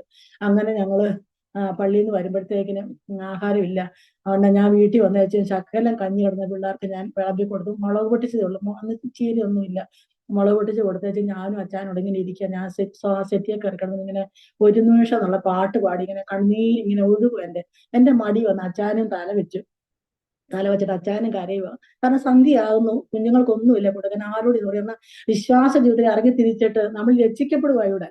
ഞങ്ങൾ ആരോട് വരെ ചോദിക്കും ആഴി എരി തരാമോ, നമ്മളെ അപമാനിക്കും നാട്ടുകാർ, എന്റെ വീട്ടുകാരെന്നെ ബുദ്ധിമുട്ടിക്കും. അതുകൊണ്ട് ഞാൻ ആരോട് പറഞ്ഞു, ഞാൻ ദൈവസനയിൽ കരഞ്ഞ് പാസ്റ്ററെ ഒരു 4 മണിയായപ്പം അന്നിരുന്ന KC തോമസ് എന്നെ സ്നാനപ്പെടുത്തിയ ദേവദാസനും രണ്ടുപേരും കൂടെ ഭവനം സന്ദർശിക്കാൻ വന്നു. ഇവര് വന്നപ്പോഴത്തേന് ഇവർക്ക് കൊടുക്കുന്ന ഗ്ലാസ് കടുങ്കാപ്പി പോലും എന്റെ വീട്ടിലില്ല. അങ്ങനെ ഒരു 3/4 മണിക്കൂറോളം ഇരുന്ന വർത്തമാനം എല്ലാം കഴിഞ്ഞ് പോകാൻ നേരത്ത് പാസ്റ്റർ നമുക്ക് ഒരു വാക്ക് പ്രാർത്ഥിക്കാന്ന് പറഞ്ഞ് എഴുന്നേറ്റ് പ്രാർത്ഥന കഴിഞ്ഞപ്പോഴത്തേനും പോക്കറ്റിൽ നിന്ന് ഒരു കവർ എടുത്ത് എന്റെ അച്ചായന് കൊടുത്തു. ഉടനെ പറയാ, ഇല്ല പാസ്റ്റർ ഇവിടെ എല്ലാം ഉടന്ന്. എനിക്ക് ഭയങ്കര സങ്കടമായി. കാരണം ഒന്നും ഇല്ലെന്ന് പറഞ്ഞ ഈ സ്ഥാനത്ത് ഈ മനുഷ്യൻ എന്താ ഇങ്ങനെ പറയുന്നത്. ഇപ്പൊ ഞാൻ അടുക്കള വന്നിങ്ങനെ പ്രാർത്ഥിച്ചു, കർത്താവേ ഇത് മേടിക്കാനുള്ള കൃപ എന്റെ മനുഷ്യന് കൊടുക്കണമെന്ന് ഞാൻ പ്രാർത്ഥിച്ച് ഒരു നിമിഷം പറഞ്ഞ ഉടനെ ഈ അച്ഛനെ പാസ്റ്റർ പറഞ്ഞ, ഇല്ല ദേവദാസ, ഞാൻ കർത്താവ് പറഞ്ഞിട്ട് നിങ്ങൾക്ക് കൊണ്ടുവന്ന് മേടിച്ചോളാൻ പറഞ്ഞു. ഉടനെ അച്ഛൻ 2 കഴിഞ്ഞിട്ട് ആ പൈസ മേടിച്ചിട്ട് എന്റെ കയ്യിൽ തന്ന് ഞാൻ വേഗം അതിനകത്ത് നിന്ന് 50 രൂപ എടുത്ത് താഴെ ഒരു ചായക്കട ഉണ്ട്, ആ ചായക്കടയിൽ കൊണ്ടേ കൊടുത്തിട്ട് പിള്ളേരെ കൊണ്ട് ബേക്കറി സാധനങ്ങൾ മേടിപ്പിച്ച് പഴവും ഇച്ചിരി കാപ്പിപ്പൊടി പഞ്ചാരയും ഒക്കെ മേടിച്ചാൽ നമുക്ക് ഗ്യാസ് ഒന്നുമില്ല. പെട്ടെന്ന് ഞാൻ അടുപ്പ് തീ കത്തിച്ചു. 3 ഗ്ലാസ് വെള്ളം മതിയല്ലേ പെട്ടെന്ന് തിളയ്ക്കാൻ. പെട്ടെന്ന് 3 ഗ്ലാസ് വെള്ളം തിളപ്പിച്ച് ഇവർക്ക് പഴവും ബേക്കറി സാധനം എല്ലാം കൊടുത്ത് ഞാൻ ഇവരെ സൽക്കരിച്ച് വിട്ടേക്ക്. ഞാൻ എന്റെ വാസത്തെ ആ കവർ തുറന്ന് നോക്കുമ്പോൾ 750 രൂപയുണ്ടായിരുന്നു. സ്വോത്രം. ഞങ്ങൾക്ക് 2-3 ആഴ്ചത്തേന് റേഷൻ മേടിക്കാനുള്ള സാമ്പത്തികമായ നന്മകൾ എന്റെ സ്വർഗത്തിലെ പിതാവ് അവർക്ക് പ്രേരണ കൊടുത്ത് ഞങ്ങൾ ചോദിക്കാൻ ദൈവം അവരെ ഇവിടെ പറഞ്ഞയക്കും ഇടയായി തീർന്നു. അതിനുശേഷം സ്തോത്രം. പിന്നെ ഞങ്ങൾ സഭയിൽ പോകുന്നില്ല. ഞങ്ങൾ ആരോടും ഞങ്ങളുടെ ഒരു കഷ്ടതയും ഞങ്ങളുടെ സഭയിൽ ഞങ്ങൾ പറയത്തില്ലായിരുന്നു. അങ്ങനെ ഇരിക്കുമ്പോഴാണ് എന്റെ കുഞ്ഞുങ്ങള് നേഴ്സിംഗ് പഠിച്ച് 2 പേരും പാസ്സായി. പിന്നെ ഞങ്ങളുടെ വലിയ ബുദ്ധിമുട്ടുകളെല്ലാം തീർന്നു. പിന്നെ ഞങ്ങൾക്ക് അച്ഛന് ജോലി ചെയ്യാൻ പറ്റി. അൾസറിന്റെ രോഗസൗഖ്യം. പിന്നെ അച്ഛൻ ഇഷ്ടംപോലെ പൈസയും ആയി. അങ്ങനെ ഞങ്ങൾക്ക് ഒരു 60,000 രൂപ ബാങ്കിൽ കിടക്കുമ്പോൾ ഞങ്ങൾ സുവിശേഷം പറയാൻ പോകുന്നത്. അങ്ങനെ ഞങ്ങൾ മറ്റുള്ളവർക്ക് കൊടുക്കുന്നവരാക്കി സ്വർഗം ഞങ്ങളെ തീർത്തു. ഞങ്ങൾ വാങ്ങിക്കുന്നവരല്ല, ദൈവത്തിന് മക്കൾ കൊടുക്കുന്നവരാക്കി ദൈവം ഞങ്ങളെ ഇടയാക്കി തീർത്തു. അങ്ങനെ ഞങ്ങൾ ഇരിക്കുന്ന സമയത്താണ് എന്റെ മോന്റെ കല്യാണം. അനുഗ്രഹിക്കപ്പെടാൻ വയലിൽ ഞങ്ങൾക്ക് ദൈവം ദാനമായി തന്നു. സ്തോത്രം. അവൾ ഇന്ന് BSc നേഴ്സാണ്. അവള് ജർമ്മനിയിൽ വർക്ക് ചെയ്തോണ്ടിരിക്കുന്നു. ഈ മാസം അവൾ വന്നു കഴിയുമ്പോഴത്തേന് അവൾ 1 മാസത്തെ ലീവ് കഴിഞ്ഞ് കടന്നു പോകുമ്പോൾ എന്റെ പിള്ളേരുമായിട്ട് കടന്നു പോകാൻ ആഗ്രഹിക്കുകയാണ്. ഇളയ മോനും പറഞ്ഞില്ല ജർമ്മൻ ഭാഷ പഠിച്ച് അവനും പാസ്സായി. അവനും ജനുവരിയോടുകൂടി അവനും പോകാനുള്ള പ്രോസസ്സിംഗ് നടന്നുകൊണ്ടിരിക്കുകയാണ്. സ്തോത്രം. ദൈവം ഞങ്ങൾ എത്രത്തോളം അനുഗ്രഹിച്ച് ഞങ്ങൾ മുഖാന്തരം. അതിനുശേഷം എന്നിടയ്ക്ക് ഞാൻ വിട്ടുപോയി. ഞങ്ങളുടെ വീട്ടിലൊരു പ്രാർത്ഥന കൂട്ടായ്മ തുടങ്ങി. ദൈവം രാത്രി എന്നോട് പറഞ്ഞത് ഇങ്ങനെയാണ്, ഞാൻ നിന്നെ ദാവീദിനെ പോലെ ആക്കുന്നു. അപ്പം എനിക്ക് ഈ സഭയിൽ പോയി കിട്ടിയ ഒരു സുവിശേഷം എന്താണെന്ന് വെച്ചാല്, ദാവീദിനെ കൊല്ലാൻ വേണ്ടി ശൗല് കുന്തവുമായിട്ട് പോകുന്ന രംഗം മാത്രമേ എനിക്ക് അറിയത്തില്ല. നമുക്ക് ബൈബിൾ വായിക്കുന്നെങ്കിൽ അതിന്റെ വ്യാഖ്യാനം ഒന്നും നമുക്ക് അറിയത്തില്ല. അപ്പൊ ഞാൻ കർത്താവിനെ ചോദിച്ചു, കർത്താവേ ഇനി എനിക്ക് കഷ്ടതയാണോ തരാൻ പോകുന്നത്, എനിക്ക് സഹിക്കാൻ കഴിവില്ല അപ്പൊ എന്ന് പറഞ്ഞ് ഞാൻ ഇങ്ങനെ പ്രാർത്ഥിച്ചു. അപ്പൊ ഞാൻ ഒരു ദേവദാസോട് ചോദിച്ചു, അവര് പറഞ്ഞു തരുമല്ലോ എന്ന് ഓർത്ത് അങ്ങനെ ഞാൻ ഒരു ദേവദാസിന്റെ വീട്ടിൽ പോയി. ഞാൻ അച്ഛനെ അങ്ങോട്ട് ചെന്നിട്ട് ചോദിച്ചു, വാസേ ഇന്നപോലെ ഒരു ദൈവശബ്ദം ഞങ്ങൾ കേട്ടു, അത് എന്താണ് ഞങ്ങൾക്ക് അറിയത്തില്ല. അപ്പൊ പാസ്റ്റർ ഉടനെ പറഞ്ഞു, കടമുള്ളവർ ഞെരുക്കമുള്ളവർ സന്തുഷ്ടിയില്ലാതെ നിന്റെ വീട്ടിൽ വരുമ്പോൾ നീ പ്രാർത്ഥിക്കും, ദൈവം അവർക്ക് സൗഖ്യം കൊടുക്കും. അങ്ങനെ ഞങ്ങള് അന്നൊരു പായിട്ട് ഞങ്ങളൊരു പ്രാർത്ഥന കൂട്ടായ്മ തുടങ്ങി. ദേവദാസ് അനേക ഇടങ്ങൾ മദ്രാസിൽ നിന്ന് പോലും എന്റെ വീട്ടിലെ പ്രാർത്ഥനയ്ക്ക് വേണ്ടി ജനങ്ങൾ വരുവാനിടയാക്കി. ദേശത്ത് ഞാൻ നിന്ദിച്ച ഒരു മാനസിക രോഗിയാണെന്ന് നിന്ദിച്ച സ്ഥാനത്ത് അനേക ജീവിതങ്ങളെ കർത്താവിൽ പെട്ട് നേടുവാനും ഈ ദേശത്ത് തന്നെ അനേകരെ കടന്നു വരുവാനും കർത്താവ് കൃപ ചെയ്തു. ഒരു സഹോദരി ഇവിടുന്ന് സാക്ഷ്യം പറഞ്ഞിങ്ങനെയാണ്, എന്റെ ആന്റി ഞങ്ങളെല്ലാം ഓർത്തത് നിങ്ങൾ കൂടോത്രമാണ് ഇവിടെ നടത്തുന്നതെന്ന് ഓർത്തിരുന്നത്. പക്ഷെ ഞങ്ങൾക്ക് മനസ്സിലായി, അല്ല, നിങ്ങൾ ദൈവത്തിന്റെ ആത്മാവ് നിറഞ്ഞ് ദൈവത്തിൽ നിന്ന് പ്രാപിച്ചാണ് നിങ്ങൾ പറയുന്നത് മനസ്സിലാക്കാൻ ഞങ്ങൾക്ക് ഇടയായിട്ടുണ്ട്. അതുകൊണ്ട് ആന്റി എനിക്കിടെ പ്രാർത്ഥിക്കണമെന്ന് പറയും. അങ്ങനെ ഒരു സഹോദരി 38 വർഷമായിട്ട് അവർക്ക് വയറ്റിളക്കമായിരുന്നു. അങ്ങനെ മാറാതിരുന്ന ഞങ്ങൾ ആ സമയത്ത് ഞങ്ങൾ പ്രാർത്ഥിച്ച് ഒരു ഗ്ലാസ് വെള്ളം കൊടുത്തു. ആ സ്പോട്ട് തന്നെ ആ സഹോദരി സൗഖ്യമായി. ഞങ്ങളുടെ വീട് തൊട്ട് താഴെയാണ്.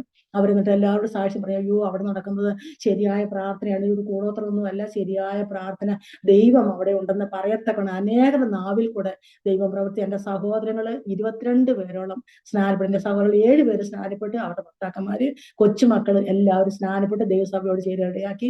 92 വയസ്സായ എന്റെ അമ്മ ഈ വീട്ടിൽ നിന്ന് ഇറങ്ങിപ്പോയിട്ടുണ്ട്. എന്നെ എന്തൊക്കെ ഇഷ്ടമല്ല. അതുകൊണ്ട് എന്റെ അമ്മ പറഞ്ഞത് എങ്ങനെയാണ്, എന്റെ മക്കളുടെ മുഖത്ത് കരി തേക്കാൻ എനിക്ക് ഇഷ്ടമല്ലെന്ന് പറഞ്ഞു.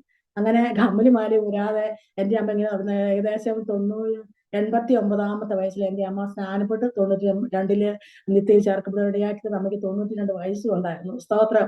അല്ലെങ്കിൽ എൻ്റെ അമ്മ സ്നാനപ്പെട്ടിട്ടാണ് മരിച്ചത്. എൻ്റെ മൂത്ത സഹോദരൻ സ്നാനപ്പെട്ടു, എൻ്റെ ചേച്ചിമാർ സ്നാനപ്പെട്ടു, എൻ്റെ 2 അനിയത്തിമാര് 3 അനിയത്തിമാരും കുടുംബവും എൻ്റെ ഒരു സഹോദരനും കുടുംബവും ഞങ്ങള് new India church, IPC church, church of God, സ്വതന്ത്ര സഭകള് അവിടെയൊക്കെ ഞങ്ങൾ ആരാധിച്ചുകൊണ്ടിരിക്കുന്നു. ദൈവത്തെ മഹത്വപ്പെടുത്തിയാണ്.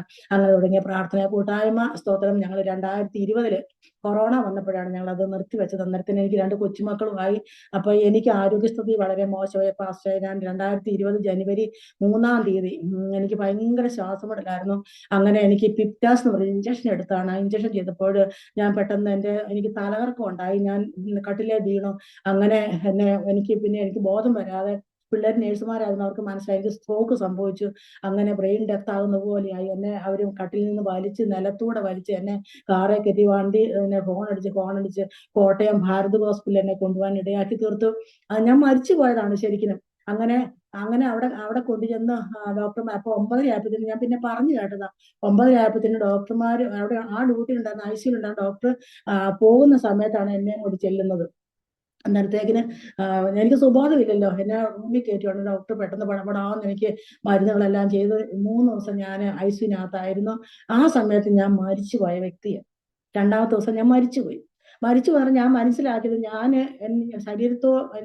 ശരീരത്തോടുകൂടിയ ശരീരം കൂടാതെ പൗലോസ് പറഞ്ഞ പോലെ തന്നെ ഞാൻ ചെന്ന് ഒരു മുറിക്കകത്ത് ചെന്ന് കയറി. ആ മുറിയുടെ വലിപ്പം പറഞ്ഞ ഒരു 6 അടി വീതി കാണും, ഏകദേശം ഒരു 8 അടി ഉയരം കാണും. അത്ര ഒരു മുറി, ഒറ്റ ഒരു മുറിയാ. ആ മുറിയിലെ ഒരു മൂന്ന് ഭാഗത്ത് ടൈലൊട്ടിച്ചിട്ടുണ്ട്. ആ ടൈലിന്റെ കളർ പറഞ്ഞാൽ അയ്യോ പത്മരാഗമാണോ മരതകമാണോ ഒന്നും പറഞ്ഞാൽ മനസ്സിലാവും. അതുപോലെയുള്ള ടൈലൊട്ടിച്ച സ്ഥലമാണ് ഞാൻ കണ്ടത്. അതിന്റെ കുറച്ച് ഭാഗം ഇവിടുത്തെ ഒരു ഭിത്തിയും ഒരു ഭാഗത്തിന്റെ കുറച്ച് ഭാഗം ഇവിടെ തീരാനുണ്ട്. അപ്പൊ എന്നോട് പറഞ്ഞു സമയമായില്ലെന്ന് പറഞ്ഞു. സ്തോത്രം. ഞാൻ 3-ാമത്തെ ദിവസം കണ്ണു തുറക്കുമ്പോൾ ഞാൻ ഈ ദർശനമാണ് ഓർക്കുന്നത്. അയ്യോ ഞാൻ മരിച്ചതായിരുന്നല്ലോ, ഞാൻ പോയതായിരുന്നല്ലോ, പിന്നെ ഞാൻ ഇങ്ങനെ ജീവൻ പ്രാപിച്ചേന്നോർത്ത് ഞാനിങ്ങനെ കിടക്കും. അങ്ങനെ ഞാൻ 13 ദിവസം ഞാൻ ഹോസ്പിറ്റലിൽ ഞാൻ മരണത്തോട് മല്ലടിച്ച് കിടന്നെന്ന് പറഞ്ഞ പോലെ എൻ്റെ ശരീരം തളർന്നുപോയി. എനിക്ക് അങ്ങനെ നിൽക്കാൻ കഴിയത്തില്ല. എനിക്ക് ആഹാരവും എൻ്റെ മരുന്ന് തന്നെ കടന്നോട് തന്നെയാണ് തന്നോണ്ടിരുന്നത്. എനിക്ക് അങ്ങനെ ഇരിക്കും. എനിക്ക് 2 പ്രാവശ്യം സ്ട്രോക്ക് വന്ന് അങ്ങനെ ഞങ്ങൾ 13 ദിവസം കഴിഞ്ഞപ്പോൾ ഡിസ്ചാർജ് ആയി വീട്ടിൽ വന്നെങ്കിലും എനിക്ക് പിന്നീട് ഈ പ്രാർത്ഥന മുന്നോട്ട് കൊണ്ടുപോകാനൊന്നും കഴിയാതെ വളരെ ഭാരപ്പെട്ടു.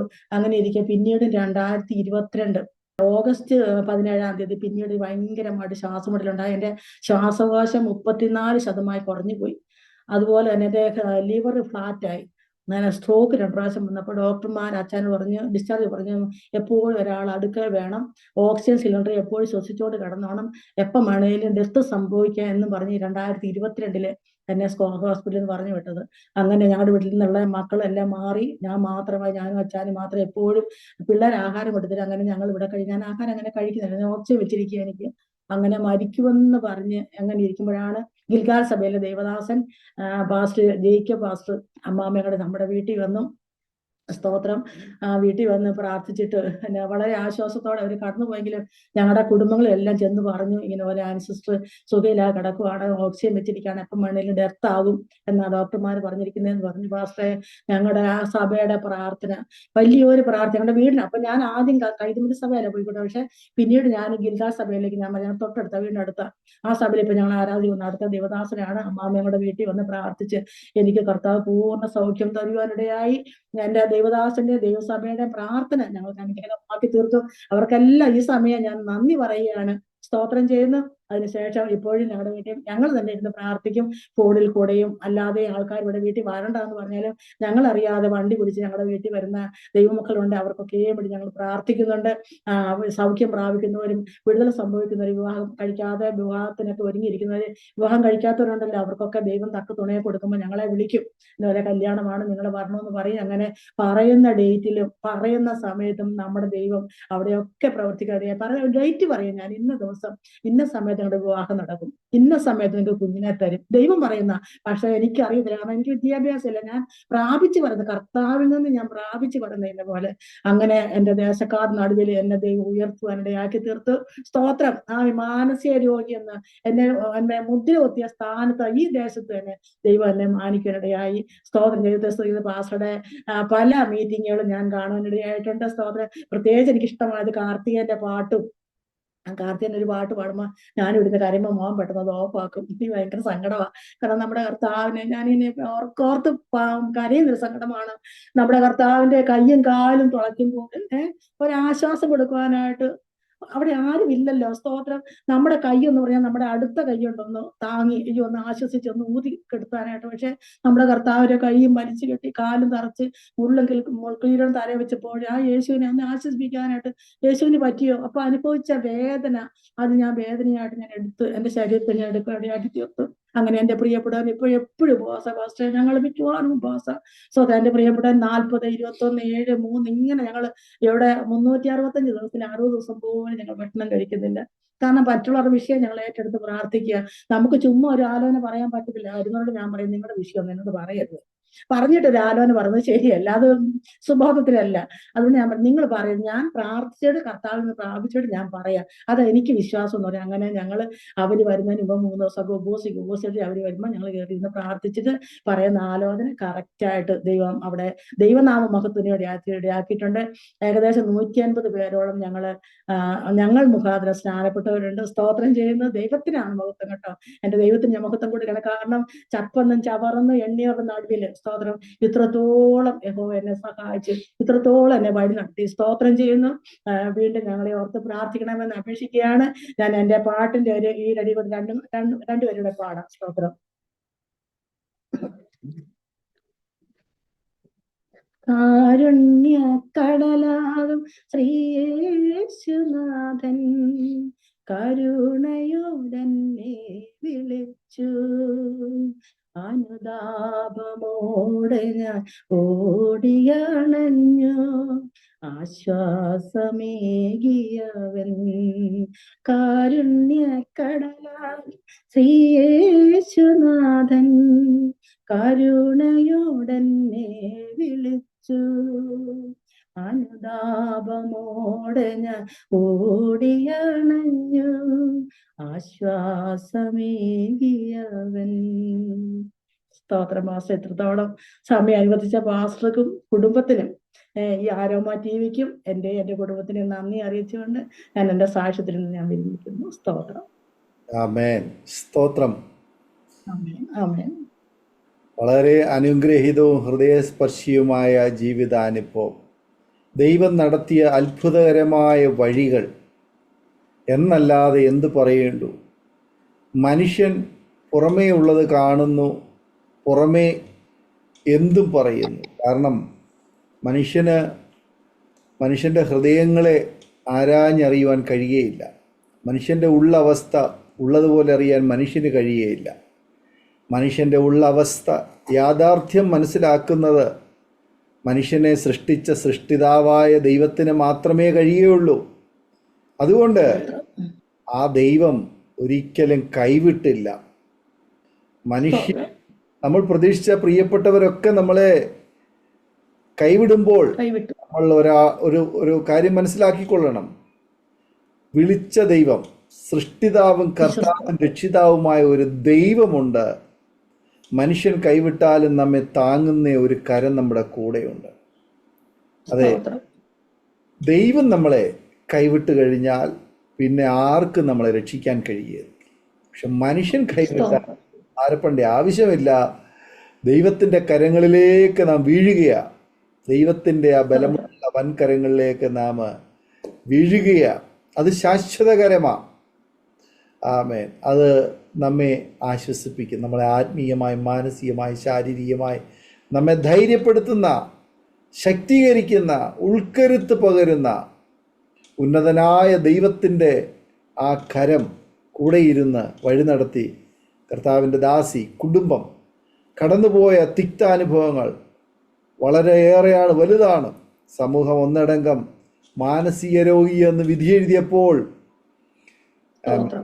അല്ലെങ്കിൽ പല ഭയങ്കരമായ പ്രശ്നങ്ങൾ ജീവിതത്തിൽ കടന്നു വന്നപ്പോൾ, അതിൻ്റെയൊക്കെ നടുവിൽ അത് തിരുത്തി എഴുതി കർത്താവിൻ്റെ സ്നേഹത്തിൻ്റെ ആമേൻ ഒരു പാത്രമായി, കവിഞ്ഞൊഴുക്കലുകളായി അനേകർക്കിന്ന് ആശ്വാസം പകരുന്ന, അനേകർക്കിന്ന് സദ്വർത്തമാനമേകുന്ന, അനേകർക്കിന്ന് വഴികാട്ടിയായിരിക്കുന്ന അനേകർക്ക് സതുപദേശം പകരുന്ന ഒരു അനുഗ്രഹിക്കപ്പെട്ട ഒരു വ്യക്തിത്വമായ ഒരു കുടുംബമായി ദൈവം പ്രിയ ഭവനത്തെയും കർത്താവിൻ്റെ ദാസിയെയും ദൈവം ഉപയോഗിക്കുന്നു എന്നറിഞ്ഞതിൽ ഒത്തിരി സന്തോഷമുണ്ട്. മനുഷ്യൻ പുറമേ ഉള്ളത് കണ്ട് എന്തും വിളിച്ച് പറയും. മാനസിക രോഗിയെ ശാന്തി എന്നോ അല്ലെങ്കിൽ മറ്റേതെങ്കിലുമൊക്കെ പദം ഉപയോഗിച്ച് അവർക്ക് പറയാവുന്ന ഏറ്റവും മോശമായ ആക്ഷേപവാക്കുകൾ പറയുമ്പോഴും ആമേൻ സ്നേഹവാനായ കർത്താവ് ആമേൻ ആ ക്രൂശിൽ കിടന്ന മനുഷ്യനെ നോക്കിയിട്ട് ലോകം പറഞ്ഞു കള്ളനെന്ന്. പക്ഷെ കർത്താവ് അവനോട് പറഞ്ഞു, ഇന്ന് നീ എന്നോടുകൂടെ പർദീസായിലിരിക്കും. പർദീസായിലിരിക്കുന്ന ആരായിരിക്കണം പർദീസായിലിരിക്കുന്നത്? ആമേൻ. അവന്റെ കള്ളൻ എന്നുള്ള പേര് മാറി. ആമേൻ. ജീവിതമേ മാറി. അവന്റെ മേൽ കുത്തപ്പെട്ട അപമാനത്തിന്റെയും നിന്ദയുടെയും ആ നാമം മാറി. ഇന്ന് നീ എന്നോട് പർദീസായിലിരിക്കും എന്ന് പറയുമ്പോൾ അവന്റെ പേരും ജീവന്റെ പുസ്തകത്തിൽ എഴുതപ്പെടണമെങ്കിൽ അവനും ദൈവത്തിന്റെ പൈതലായി മാറുക. ദൈവത്തിന്റെ പൈതൽ. ആകയാൽ ഒരു ദൈവ പൈതൽ എന്ന നിലയിൽ ഈ ലോകത്ത് ചിലപ്പോൾ അംഗീകാരമോ മാന്യതയോ കിട്ടിയെന്ന് വരില്ല. എന്നാൽ സ്വർഗത്തിലെ ദൈവം നമ്മളെ ഇഹത്തിലും പരത്തിലും മാനിക്കും. ദൈവം നിശ്ചയിച്ചിരിക്കുന്ന ഹിതത്തിനു വേണ്ടി ദൈവീയ പദ്ധതികളിൽ നാം ചേർന്ന് നിൽക്കുവാൻ ആയാൽ മാത്രം മതി ദൈവം നമ്മളെ ഉപയോഗിക്കുവാനിടയായിത്തീരും. പ്രിയ കുടുംബത്തെയും കർത്താവിൻ്റെ ദാസിയെയും കുഞ്ഞുങ്ങളെയും കൊച്ചുമക്കളെയും പ്രവർത്തനങ്ങളെയും എല്ലാം ദൈവം അനുഗ്രഹിക്കട്ടെ എന്ന് ആശംസിക്കുന്നു, പ്രാർത്ഥിക്കുന്നു. ഞങ്ങളെ കേട്ടുകൊണ്ടിരിക്കുന്ന മാന്യപ്രേക്ഷകർ, നിങ്ങൾ ഒരുപക്ഷെങ്കിൽ ഈ സാക്ഷ്യം നിങ്ങൾ കേട്ട് കഴിയുമ്പോൾ നിങ്ങളുടെ ജീവിതത്തിലും ഇതുപോലെയുള്ള അനുഭവങ്ങൾ ഒരുപക്ഷെങ്കിൽ പലത് കാണും. പക്ഷെ നിങ്ങൾ അതൊന്നും ഓർത്ത് ആശങ്കപ്പെടേണ്ട ആവശ്യമില്ല. ദൈവത്തിന് പ്രവർത്തിക്കുവാൻ ഒരു അവസരവും ഒരു ദിവസവും ഉണ്ട്. നിങ്ങൾ അതിനുവേണ്ടി കാത്തിരിക്കൂ, ദൈവത്തോട് ചേർന്നിരിക്കൂ, പ്രാർത്ഥിക്കൂ. കർത്താവ് നമുക്ക് വേണ്ടി, നിങ്ങൾക്ക് വേണ്ടി എഴുന്നേൽക്കും, നിങ്ങൾക്ക് വേണ്ടി പ്രവർത്തിക്കും. നിങ്ങളുടെ നിലവാരത്തിന് ദൈവം മാറ്റം വരുത്തും. ദൈവം വിശ്വസ്തനാണ്. അതുകൊണ്ട് ആ ദൈവത്തിൽ പ്രത്യാശ. കർത്താവ് നിങ്ങളെ അനുഗ്രഹിക്കുവാൻ വിശ്വസ്തനാണ്. ഞങ്ങൾ നിങ്ങൾക്ക് വേണ്ടി പ്രാർത്ഥിക്കാം. ഒരു നിമിഷം കണ്ണുകളെ അടയ്ക്കൂ, ഹൃദയങ്ങളെ ആഗ്രഹമാക്കൂ. പ്രാർത്ഥനയോടെ ആയിരിക്കുമ്പോൾ അരോമ ടിവിയുടെ പ്രേക്ഷകർക്ക് വേണ്ടി കർത്താവിൻ്റെ വിലപ്പെട്ട ദാസി ചുരുക്കം വാചകങ്ങളിൽ ഒരു നിമിഷം പ്രാർത്ഥിക്കും. പരിശുദ്ധനായ ദൈവമേ, സ്വർഗീയ നല്ല പിതാവേ, അനുഗ്രഹിക്കപ്പെട്ട ഈ വേളയ്ക്കായിട്ട് നന്ദിയോടെ സ്തുതിക്കുന്ന കർത്താവേ. അപ്പൊ ലോകം ഞങ്ങളെ ചപ്പന്നും ചവർന്നെള്ളിയപ്പോൾ എന്റെ സ്വർഗത്തിലെ പിതാവ് കാൽവരി ക്രൂശിലെ ആ സ്നേഹത്താല് ഞങ്ങളെ അവിടുന്ന് വീണ്ടെടുത്ത ദൈവകൃപയോർത്ത് നന്ദിയോടെ ദൈവത്തെ ഞാൻ സ്തുതിക്കുന്ന കർത്താവേ. അപ്പൊ ഇങ്ങനെ ഒരു അവസരം തന്ന ദൈവദാസനും കുടുംബത്തിനും ഈ ആരോമ ട്യൂബിൽ പ്രവർത്തിക്കുന്ന എല്ലാ സഹോദരങ്ങൾക്കും കർത്താവെ അങ്ങയുടെ കൃപ ധാരാളമായി പകരണമേ. അനേകരെ ക്രിസ്തുവിലേക്ക് നേടുവാന് കർത്താവെ, അനേകർ സാക്ഷ്യമായി പറയേണ്ട ചാനലാക്കി സ്വർഗം തീർത്ത അങ്ങയുടെ മഹാസ്നേഹത്തെ ഓർത്ത് സ്തുതിക്കുന്ന കർത്താവെ. അപ്പൊ സ്തോത്രം. അവരുടെ ചെറുതും വലുതുമായ എല്ലാ ആവശ്യം നമുക്ക് സ്വർഗം സഹായിക്കണമേ. എന്നെ കേട്ടുകൊണ്ടിരിക്കുന്ന എല്ലാ ജനങ്ങൾക്കും വേണ്ടി ഞാൻ പ്രാർത്ഥിക്കുന്ന കർത്താവെ. അവരുടെ ഭാരങ്ങൾ എന്ത് തന്നെയായിരുന്നാലും കർത്താവെ, രോഗമാണ്, കഷ്ടതയാണോ, ദുഃഖമാണ് കർത്താവെ, വേർപാട് ദുഃഖമാണ് കർത്താവെ, അതെല്ലാം നിന്റെ കുഞ്ഞുങ്ങളെ വിടുവിച്ച് കർത്താവെ ഒരു സമാധാനം, എന്റെ സമാധാനം നിങ്ങൾക്ക് തന്നേച്ചു പോന്നു. അത് ലോകം തരുന്നത് പോലെ അല്ലെന്ന് പറഞ്ഞ ദൈവത്തിന്റെ വചനത്തിന് മുൻപാകെ കർത്താവെ, നിന്റെ മക്കൾക്ക് ആശ്വാസങ്ങൾ മക്കളെ നീ അവിടുന്ന് അനുഗ്രഹിക്കുമാറാക്കണമേ എന്ന് പ്രാർത്ഥിക്കുന്നു കർത്താവെ. ആരും നിരാശരായി ഇടയാക്കരുതേ എന്ന് പ്രാർത്ഥിക്കുന്നപ്പ ഒരു നാമം എല്ലാവരും മഹത്വം എടുക്കണമേ കർത്താവെ. സ്തോത്രം. ഒരിക്കൽ കൂടി ഞാൻ ഈ ചാനലിനെ ഞാൻ പിതാവിന്റെയും പുത്രന്റെയും പരിശുദ്ധാത്മാവിന്റെ നാമത്തില് ഞാൻ അനുഗ്രഹിച്ച് രക്തം അവരെ മുദ്രയിടുന്ന കർത്താവേ. സ്തോത്രം. പ്രാർത്ഥനകളെ കേട്ട കൃപയ്ക്ക് സ്തോത്രം. പ്രത്യേകാല് അതിനെ സമ്പൂർണ്ണമായി ഞാൻ താഴ്ത്തി ഏൽപ്പിക്കണം. ഒന്നിനും നിഗളിക്കുവാനില്ല കർത്താവേ. എന്റെ ദൈവം തന്നിട്ടല്ലാത്ത ഒരു നന്മയും എന്റെ ജീവിതത്തിലില്ല. എന്റെ കുഞ്ഞുങ്ങളെല്ലാം കർത്താവ് രക്തം കൊണ്ട് മുദ്രയിടുകയാണ്. സ്തോത്രം. അവിടെ ഞങ്ങളുടെ പ്രാർത്ഥനകളെ കേട്ട കൃപയ്ക്ക് ഞാൻ സ്തോത്രം ചെയ്യുന്നു, യേശുവിന്റെ നാമത്തിൽ തന്നെ പിതാവേ. ആമേൻ, ആമേൻ, ആമേൻ. വളരെ നന്ദി പ്രിയ ആനി ആൻറ്റി. ഇത്രത്തോളം സമയം അനുഗ്രഹിക്കപ്പെട്ട ജീവിതാനുഭവവും സാക്ഷ്യവും പങ്കുവയ്ക്കുവാൻ വിലപ്പെട്ട സമയങ്ങളെ വേർതിരിച്ചതിനെ കർത്താവിൻ്റെ ദാസിയോടും കുടുംബത്തോടുള്ളതായ നന്ദി സ്നേഹവും ഇത്തരണത്തിൽ അറിയിക്കുന്നു. കർത്താവ് ധാരാളം അനുഗ്രഹിക്കട്ടെ. കർത്താവിന് വേണ്ടി ഏറെ പ്രയോജനപ്പെടുവാൻ, കർത്താവിന് നല്ല സാക്ഷ്യം വഹിപ്പാൻ ദൈവം ഉപയോഗിക്കട്ടെ എന്ന് ആശംസിക്കുന്നു, പ്രാർത്ഥിക്കുന്നു. ഞങ്ങളെ കേട്ടുകൊണ്ടിരുന്ന മാന്യ പ്രേക്ഷകരുള്ളതായ നന്ദി സ്നേഹവും ഇത്തരണത്തിൽ അറിയിക്കുന്നു. നിങ്ങൾക്ക് ഈ സാക്ഷ്യം അനുഗ്രഹമായി തീർന്നു എന്ന് ഞങ്ങൾ വിശ്വസിക്കുകയാണ്. നിങ്ങളുടെ പ്രിയപ്പെട്ടവർക്കും സുഹൃത്തുക്കൾക്കൊക്കെ നിങ്ങൾ ഷെയർ ചെയ്ത് കൊടുക്കുക, അവരും കേൾക്കട്ടെ. അനുഗ്രഹിക്കപ്പെട്ട് നിങ്ങളുടെ വലിയ അഭിപ്രായങ്ങളും നിർദ്ദേശങ്ങളും കമൻറ്റ് ബോക്സിൽ രേഖപ്പെടുത്തുക. നിങ്ങൾക്കൊരു പ്രാർത്ഥനാ വിഷയമുണ്ടെങ്കിൽ ഞങ്ങളുടെ പ്രാർത്ഥനാ കൂട്ടായ്മയിൽ ജോയിൻ ചെയ്യാൻ നിങ്ങൾ ആഗ്രഹിക്കുന്നെങ്കിൽ സ്ക്രീനിൽ കാണുന്ന വാട്സപ്പ് നമ്പറിൽ ഞങ്ങളെ വിവരം അറിയിക്കൂ. ഞങ്ങൾ നിങ്ങൾക്ക് വേണ്ടി പ്രാർത്ഥിക്കാം. അടുത്ത അനുഗ്രഹിക്കപ്പെട്ട സാക്ഷ്യവുമായി വീണ്ടും കാണുമ്പോഴേയും എല്ലാ പ്രിയപ്പെട്ടവർക്കും good bye. God bless you all.